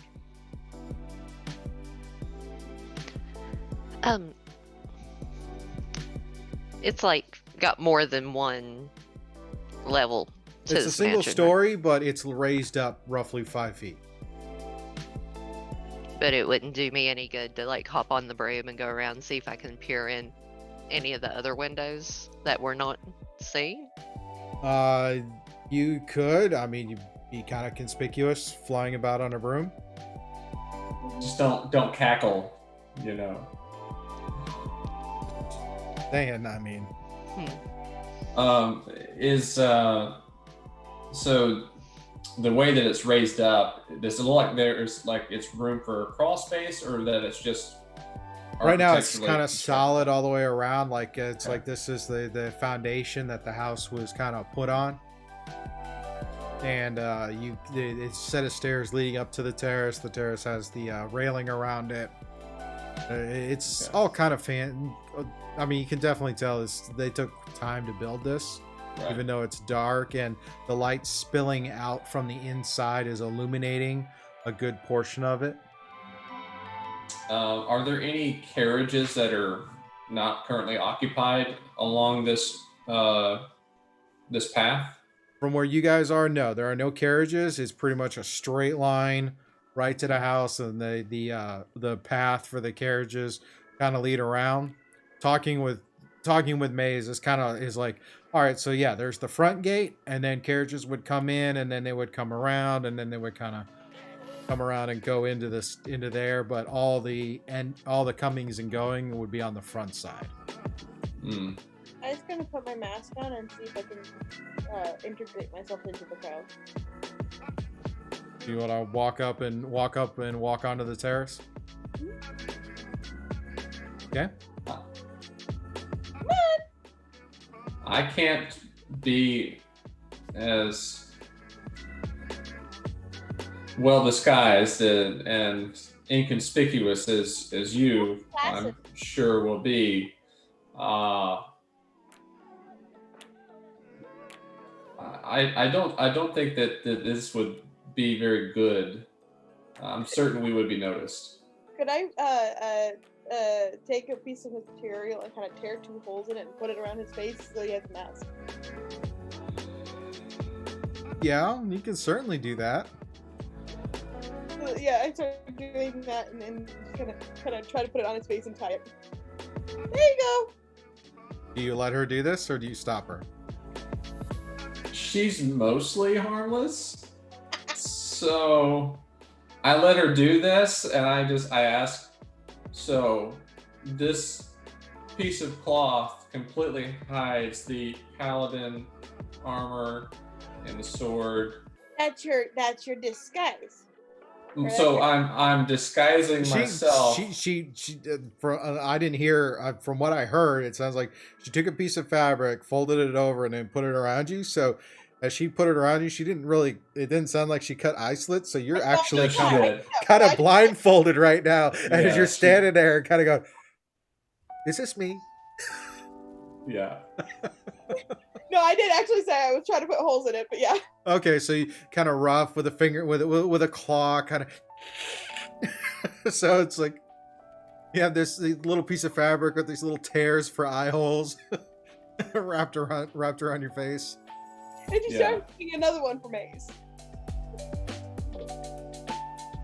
So I pull it off and say I'll save this for later in case I need it, and just stows it in his pack. Okay. And if we're going to do this, let's do this right. And I cast Disguise Self.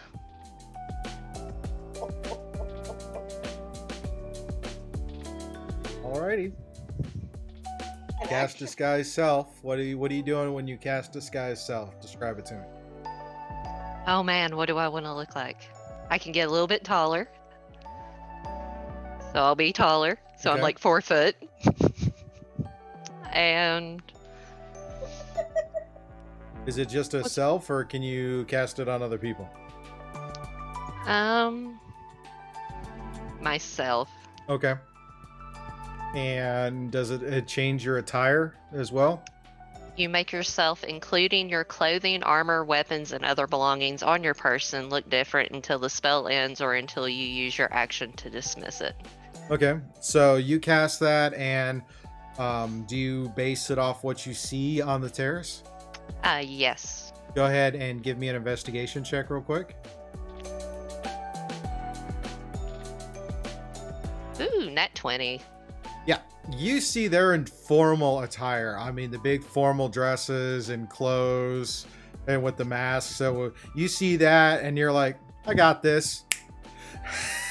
And as you cast it, you have a mask that appears. Your clothes change into that of formal attire, and then roll that D100 to see what the wild magic table decided. And it's like, yep. and I don't like this. By the way, since I saw her do that, I do have a dress. It's not like a really fancy one, but I do have a dress. So while we're in the house and stuff, I'm gonna switch to a dress so that way at least it looks You're gonna try and make yourself look like what's based on seeing what she kind of starts to turn herself into. Yeah, go ahead and do that, and then Maze, what'd you get on your D100? 83. 83. Big money, big money.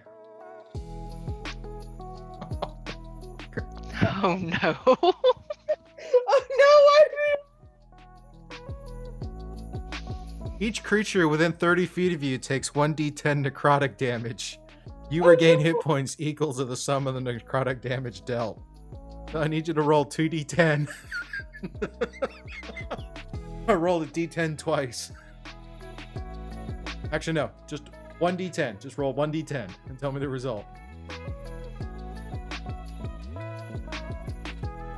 After we just got that one. 7? 7? Yeah. So Pearl and Titus, you both, as Maze turns herself into this formal wear individual, you guys feel suddenly sick, and you see these black tendrils kind of crawl up on your body, and each of you take 7 points of necrotic damage, and Maze heals herself 14 points. If only this had happened before the short rest. Yeah. Sorry. I look fabulous though. She has no idea this happened. She just Oh. she does this, and she just has that full-on Cinderella moment with the rags do a turned little into the spin. dress, and she just feels like a million bucks. And you guys just feel horrible for a moment as it subsides. I say I think I'm gonna be a little nauseous. Ugh. Now, question. That cloak we found that was on my person when I cast that spell. It now is it is a tailored fit. But I wasn't wearing it though. Can I pull it out of my bag and Oh, I didn't know you put it back in your bag. As far as I know, you've had this thing Oh. on the entire time. oh, well. Never mind then. So yeah, it's your clothes are tailored, fitted. They look amazing. You look like you belong in this party. Pearl is obviously going to go change into her dress and try to make herself look presentable. Ribbons, I was kind of waiting for us to go. Go ahead and give me a deception check. Me or...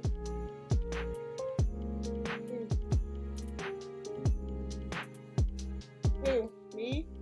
Yeah. Okay. 14? You try to make yourself look as close to how cleaned up Maze looks now, and you think you did a very good job. You're not being from the monastery and whatnot. You're not quite used to these types of events, so you're just kind of best case interpreting how she looks and trying to make yourself look similar. I'll look over and I'll be like, if anybody asks, Titus, you're my bodyguard. I was just And- gonna say that. Pearl, you. Your servant. I wasn't going to say that. You're my friend that I brought to the party with me because she's never been to one before. Okay. And if I'm playing the part of the bodyguard, I will put the mask back on with the 2 little finger cut eye holes, and because I want to. I'm at a masquerade party. I will make an effort. Fair enough. Alrighty. Yeah, I'm glad we're got the very lo-fi Christmas. It's a party, so we'll call this a holiday party. This is the music you're hearing coming out of the mansion. So yeah, and there's another one on the table. Hopefully, we'll see if we get to it. All right. So how do you guys choose to enter? Do you try to enter through the terrace, or do you kind of work your way around front and kind of walk in the front door? How do you guys want to do this? I'd say that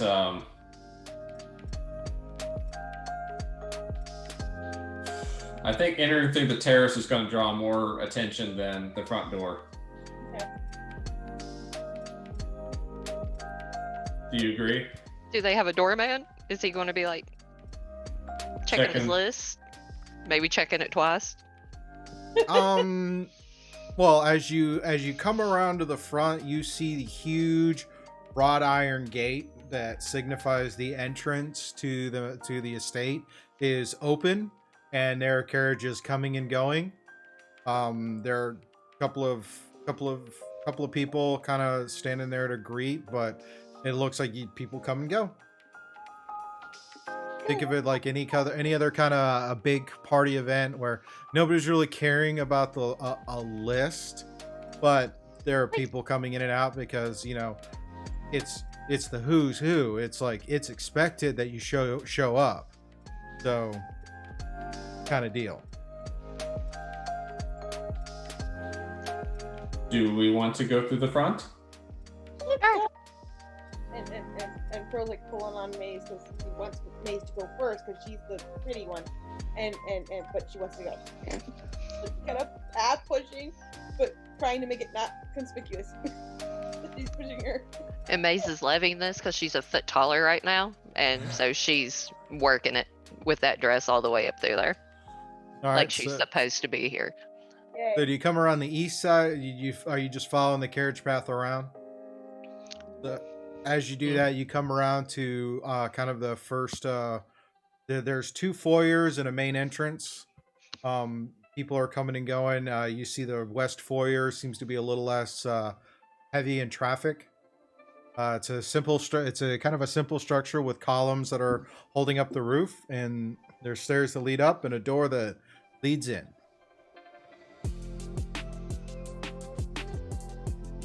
I would say take the less heavily trafficked one.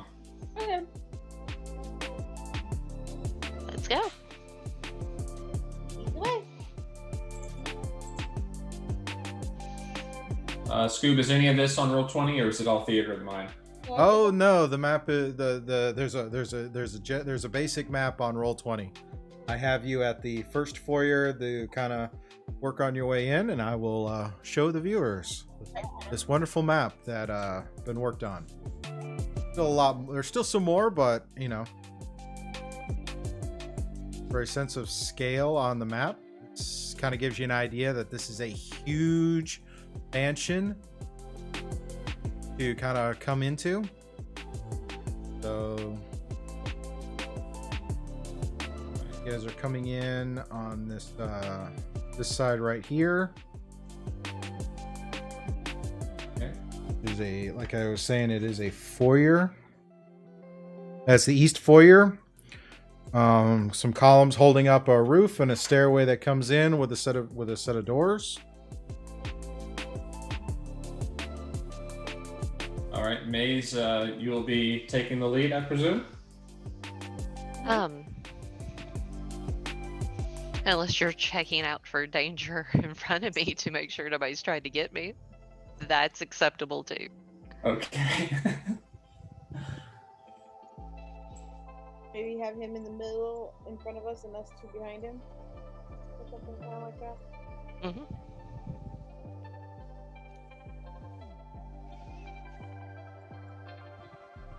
Okay.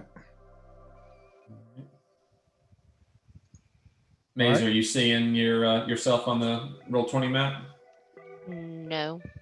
Bottom right corner.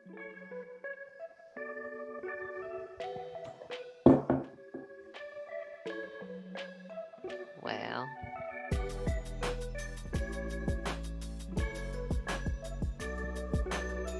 Oh. I'm here. All right. So you see this foyer. There's some plants and some statues in the columns coming in, and you see another set of double doors that are somewhat ajar, leading into into a hallway.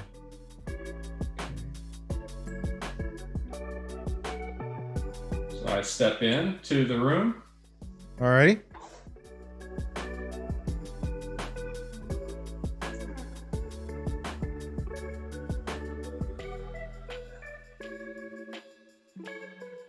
I'm assuming it's filled with people just going in and out. Yep. There's it's kind of crowded with a variety of people.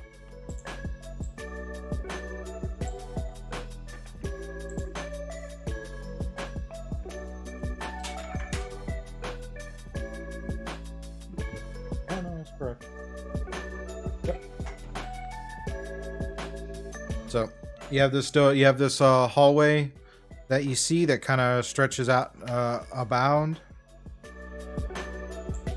A broad hallway floored with scarlet carpeting running from end to end. There are plants and statues and paintings lining the corridor, mounted suits of armor, and displays of weapons that hang along the walls.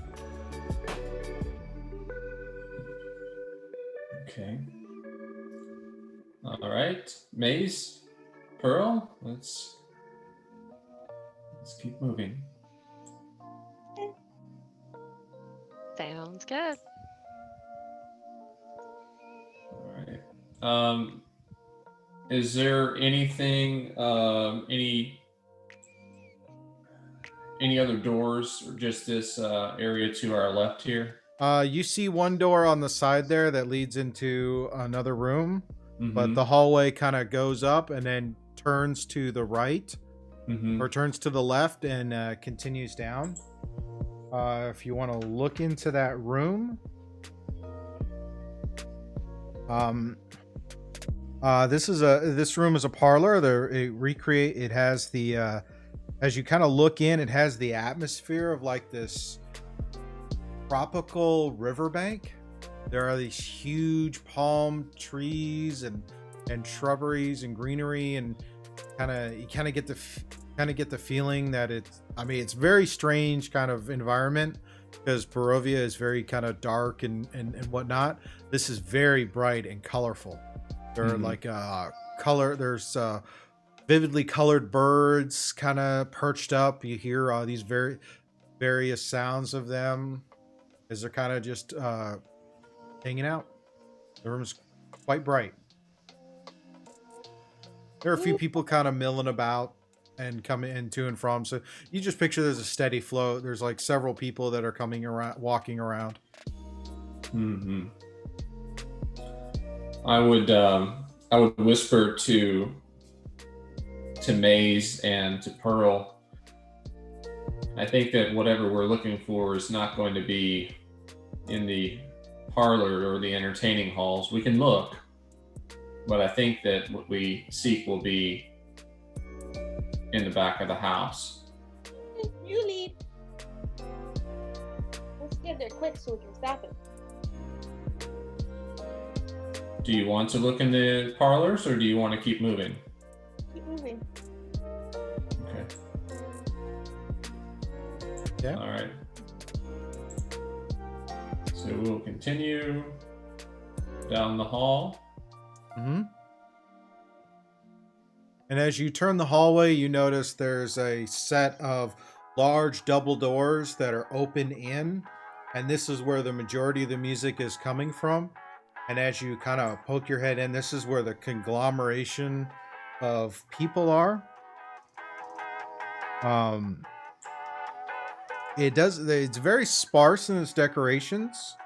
There's a giant chandelier in the center of the room that's casting light all about. The north wall is the doors, and then the patio doors and the windows that you guys saw as you were coming up. This is where the majority of the people are hanging out and standing there. You see several hundred people all dancing and milling about, eating hors d'oeuvres, and kind of just taking in the party. At the far end of the room is a bearded man in elegant attire. He seems to be the focus of attention on that end. Wearing white gloves, he steps up onto a chair, and you hear a hush settle over the ballroom. You see the orchestra, the musicians stop for a moment to kind of give him. You get the sense that this is somebody of importance. And he sits there and he holds up a glass. He goes, "To my dear friends, I need no introduction, but some of you have attended my annual party for the first time and thus may not know me. I am your host, Sir Edmund Bloodsworth, Sir Edmund raises his glass high, then makes a toast. To a long life to all of us. I hope that we are always able to enjoy the bounty of life as much as I have enjoyed having all of you here with me on this festive occasion.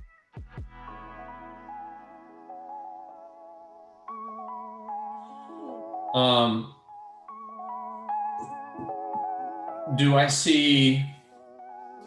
Are there any servants, people bussing? Are there tables in here, or is it all just standing room? It's mostly standing. There's some tables along the side, but you see some servants with platters, with some with glasses of wine, and others with hors d'oeuvre platters.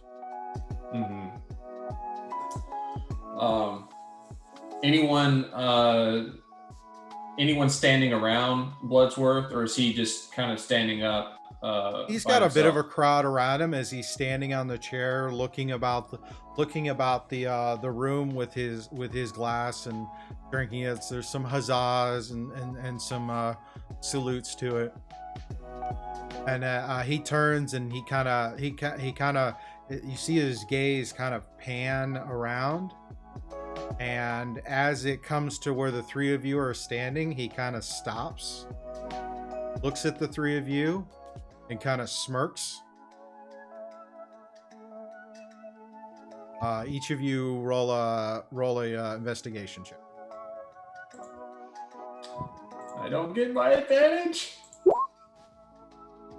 Well, some of you have I think some. Oh, I do. Yeah, so I guess that's a nat 20. I'll mark off my list. Alrighty. I got a 13.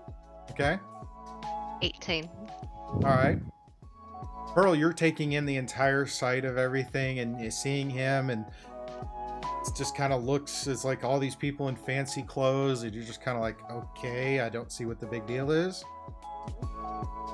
Something about him kind of catches, like the fact that he's smirking and he seems to be looking at you guys, attracts your attention. Titus, you're looking at him and the smirk, and it dawns on you. You've seen this guy before. The previous night before.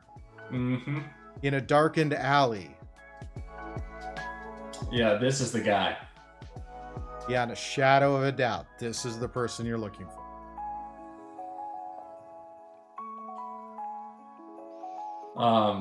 I relay that to the party. Tell them this is the guy that we saw in the alley. This is the guy we've been looking for. With all this crowd around, I'm not sure what we can do at this moment, but that's him. I'm sorry, Pearl. What's that? I can't hear you. I said, go play with all the ribbons. She knows all the dresses and things have, pretty ribbons. So when Titus tells you who this guy is, you're just playing with ribbons. I'm wanting to, and I'm trying to contain myself because I'm trying to listen to him, but I'm like, but I'm reaching out. On task. Remember the mission? Do you remember the thing that's kind of sticking in your chest? I pull out Fritz Yay! and take one of the ribbons off. Well, no, I can't do that.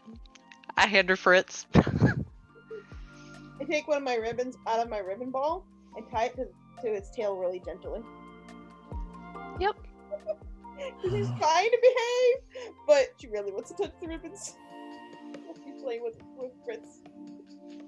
Titus, did you happen to notice? Does he have the dagger on his person? Did I see the dagger? You can't see that from where he's kind of there, but it's that the moment he's looking, he looks at you, he does the smirk, and you kind of have that realization of who he is. Mm-hmm. He starts to step down from his chair, and he starts to move through the crowd. I place my hand on my longsword, just getting ready. All right. try to track him. You know, keep an eye on him. Obviously he knows who we are too, but you know. All right. So he. Uh, So what do you guys? What you're standing? You stand there, put your hand on your long sword. Pearl, you're trying to kind of watch him. Maze, what are you doing? Hiding. Okay. So Pearl, roll a survival check. Maze, roll a stealth check.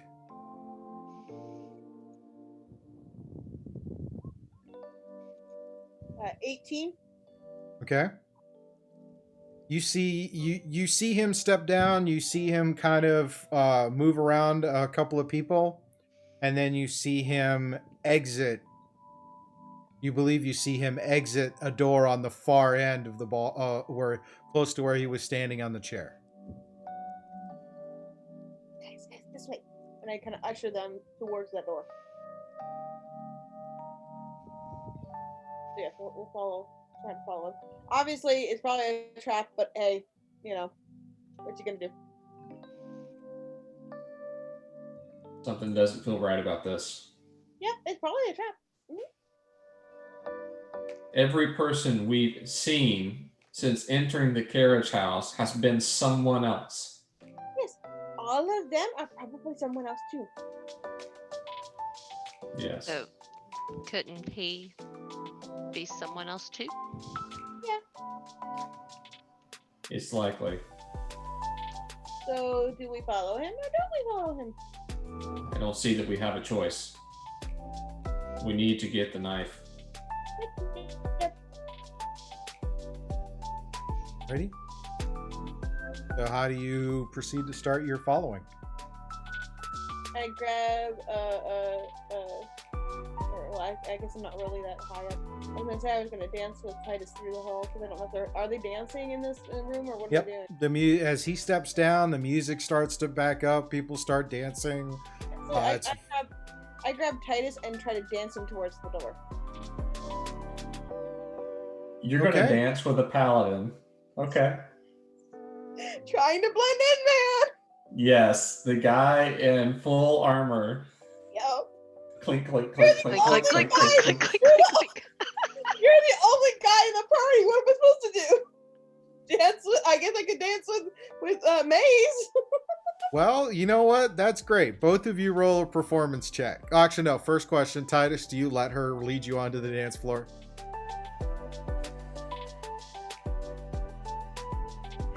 Yes, because if I don't, she's going to do something else that might be just as dangerous. All right, both of you roll a performance check for me. Or one can assist the other, and one person rolls with advantage. All right, I'll assist. Okay, Pearl, performance with advantage. It didn't help, but I got 15. You've not seen this style of dancing before. It's very foreign to you, but you are definitely into the whole trying to mimic others. So it's a little clunky, unpracticed, but you do kind of fall into the circle of things as you kind of do your best to mimic the dance, the pair of you. And you do work your way across the ballroom to the opposite side. Maze, what are you doing? I'm looking at those two in astoundment, and then Hiding? Could you still hide in our like path? Oh, she No, sat there I- and was like, "Pfft." I mean, yeah, I rolled an 8 for stealth, so I just walked out the dang door. Like, nope. oh, you walked out the door you came in? No, I walked towards the door. I'm not dancing or anything. I just walked straight towards the door. So you walk that he you're went to. walking across the ballroom. Mm-hmm. Okay.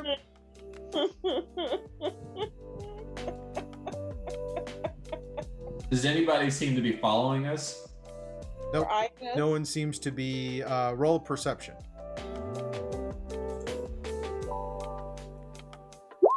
15. Yeah. 5. A few people are watching you dance because you don't quite look like you fit in. But nobody sticks out as really drawing attention. Titus, he's just kind of focusing and like, I don't want to screw this up. I don't want to screw this up.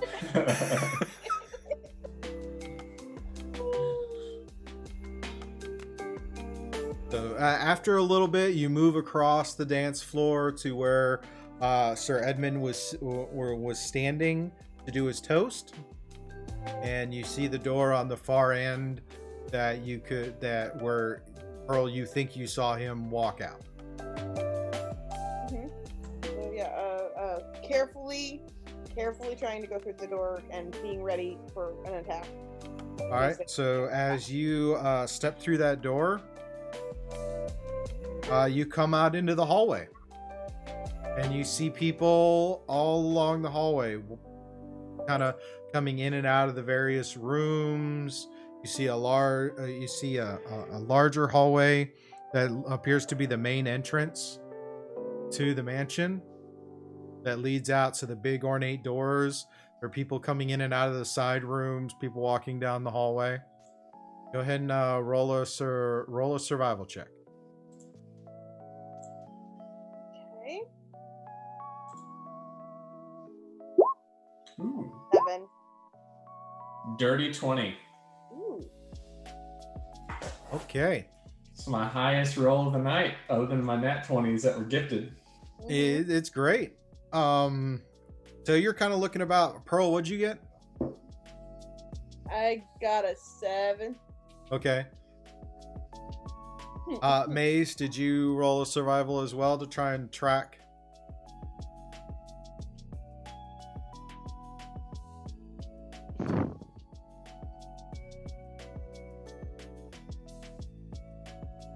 I think that wasn't a very good roll. I can't hear you. What was it? It was an 8. Okay, so Pearl and Maze are looking about. Titus, you look, and at the far end of the hallway to the left, coming around a corner, you catch a profile of Sir Edmund as he rounds the corner. Okay, so I tell them, let's go.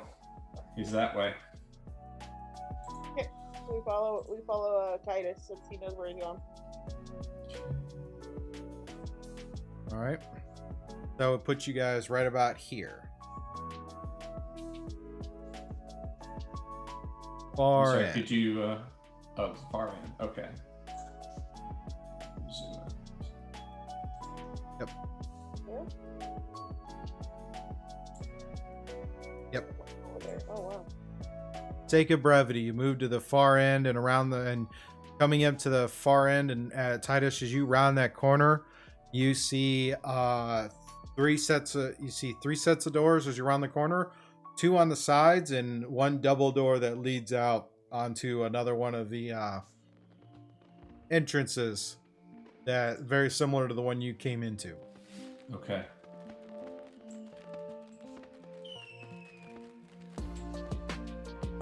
Do we see any signs of him, or like if any of the doors are ajar or anything like that to know which way to go?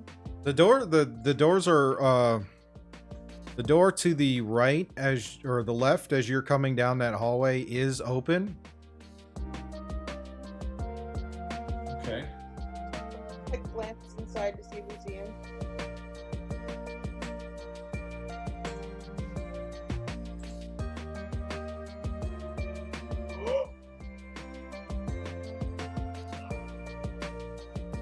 All right. The door to the left as you're looking in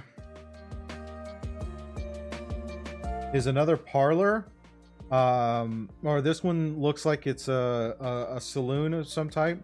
Your room contains several chairs and sofas where guests can sit by low white marble tables. The walls are decorated with murals depicting a desert theme. The stone floor is covered with a thin layer of sand. So it's actually literally desert thing, even the floor. I'm sorry, I can't hear you. I I said it's even desert themed with the floor. Yeah, the floor is covered in a thin layer of sand. The walls are decorated to look like you're out in the desert. Like this is an oasis in the desert. You see people sitting on some of the chairs, just kind of chatting. A couple of people are standing, having conversation. They're fantasy rooms. Cool. And you see at the opposite end, there's another door that's like quite in line, and that door is open as well. So which way do we go? Through the parlors, you said? That's where the doors continue to be open? Yeah. Is the downward one, is it open as well? No, that one is not open. Can I open it real quick and just check to see if I see him still down there? Sure.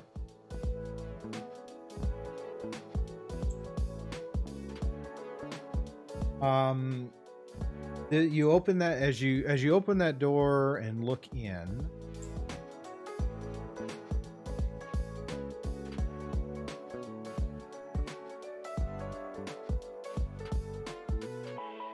All right. This door is this is the door you were talking about, right? South one, Yep. The south double door leads outside. The one on the west wall there. As you open that and look inside, this room is crammed full of furniture that has been removed from the other rooms for the party. There are several kind of narrow paths in the room to kind of navigate around. This is a storeroom of some type.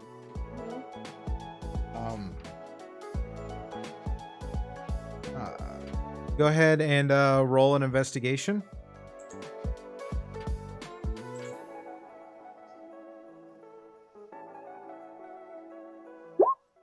yeah.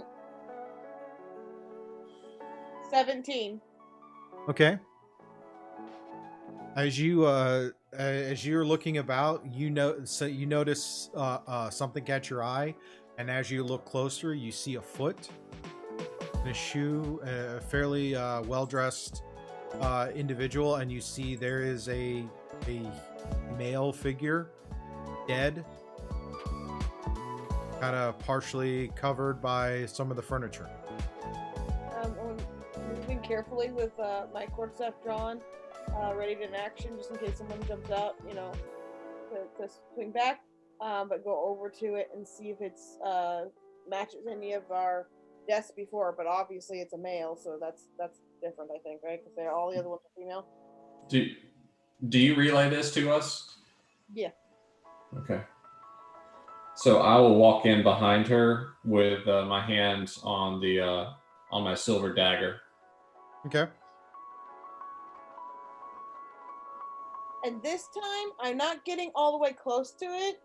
I'm staying a few feet away, and looking at it. If it's a dead body, I'm whacking it really hard on the head.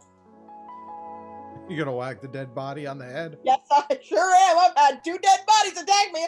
I'm whacking it on the head. I get it. I get it. Poking it with a stick. Not as bad as someone who throws an attack when you haven't put your armor on, but I get it. This is gonna be my new calling card. I can tell. I'm double tapping it, just like in that one movie. All right. So you whack, and you hear that sound of bone cracking on the skull, and the body doesn't react. Good. You actually get a little bit of blood more blood that kind of oozes out. That's okay. I'd rather that than it attack me. Okay. I'll walk over, have my silver dagger out again, just in case. But I'll put on my spectacles and take a closer look at the body and see if I recognize him or if he's carrying anything that is of interest to us. Go ahead and roll your investigation. And of course, Pearl's going to mimic him again. It's a little tight, but yeah. So go ahead and roll an investigation for you as well. I didn't say I was giving him personal space for this. 16. 16 for me. 16? Yeah. Just like right there over his shoulder with my head like almost resting on his shoulder, looking with him.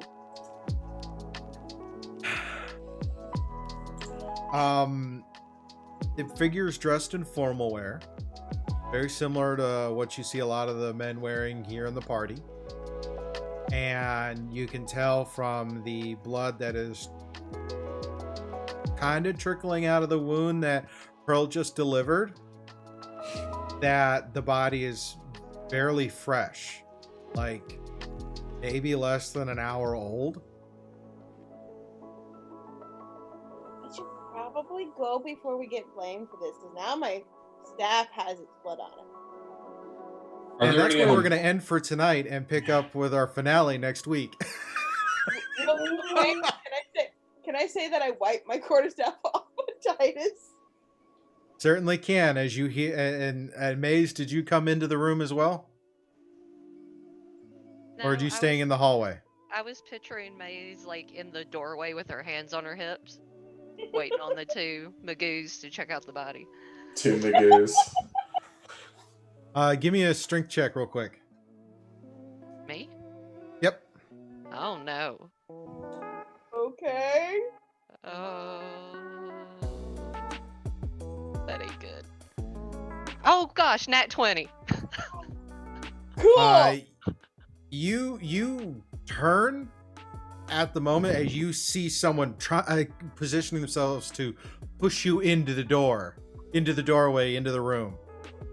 And that's where the curtain will drop for this session. Oh no. I had a feeling about that storage room. I was like, this feels like a trap. It feels like a trap. Yep, somebody get that GIF ready. Get that meme ready. It's a trap. Oh, wow. There we go. Now we're set up for our finale. Yes. You're trying to find Sir Edmund in a party and realizing that you're not the only ones hunting in this party. I already knew we were being hunted. What are you talking about? I knew it, so we were like kind of ushered to here. I knew they knew we were coming. I mean, come on. But again, there's more going on than you realize. So, hey. I have a feeling. That now you have an idea. There's a lot more going on. But now you're trying to find somebody and you've just been found and, chaos ensues. So, yeah, thank you everyone for hanging out and watching us tonight. Thank you to my cast for spending yet another Saturday night to play some D&D. Not that there are worse things to spend a Saturday night doing. Want to thank everyone for all of the bits, all the cheers, all the channel points, all the things that everyone's done tonight. Big shout out and a thank you to the moderators for helping keep the chaos somewhat contained. So you guys are awesome and amazing, and I really, really appreciate you. I really, really appreciate the cast. Be sure to tune in next week for our season finale for Challenge Accepted. It should be a nail biter to see kind of how this goes. Everything has definitely come to a head. I'm excited, man. Join tomorrow morning, 10 a.m. Eastern, for Sunday with Scoob. I'm gonna pull out a mini to paint. I've got a couple to pick from, so we'll do that for the first half, and if we have time when we're done, we may dive into a game. I don't think I'll play Cyberpunk on stream just because it's definitely very adult themed, and I try to be more family friendly with this, and there aren't enough settings to turn off for it to be a family friendly game. So I'm not going to try because it's pretty intense. So we may play a game. May play something else instead. Not really sure. But shout out for Syrinscape for all the background music and soundboards. Shout out to Stream Beats for the lo-fi Christmas that we've been listening to in the party. It's at the party. And it's any thoughts from you guys on the session? Yeah, it was a lot of fun. My favorite moments were the crits that we had early on. I mean, the battles. That really, I think, put us in a solid spot for where we're at now. Of course, the flip side of that was the wild magic with the necrotic D10 of damage when we were going to try some new disguises. But it was a lot of fun. So Yeah, definitely love. And you guys tempted the tricksters by talking about wild magic. yeah. That was my fault. Sorry. Maze, what about you? Any thoughts on the session? Oh, I loved it, especially the intro of coming in with a crit hit and then getting laid down the very next turn. yeah. Just down for the count. Love it. Lots of fun. But yeah, gotta love that. So hope everyone in the chat had a good time watching and interacting with us. And we will see you all on our next stream. Have a great weekend and have a great week and a great holiday season. And hopefully we will see you next Saturday. Good night, everybody.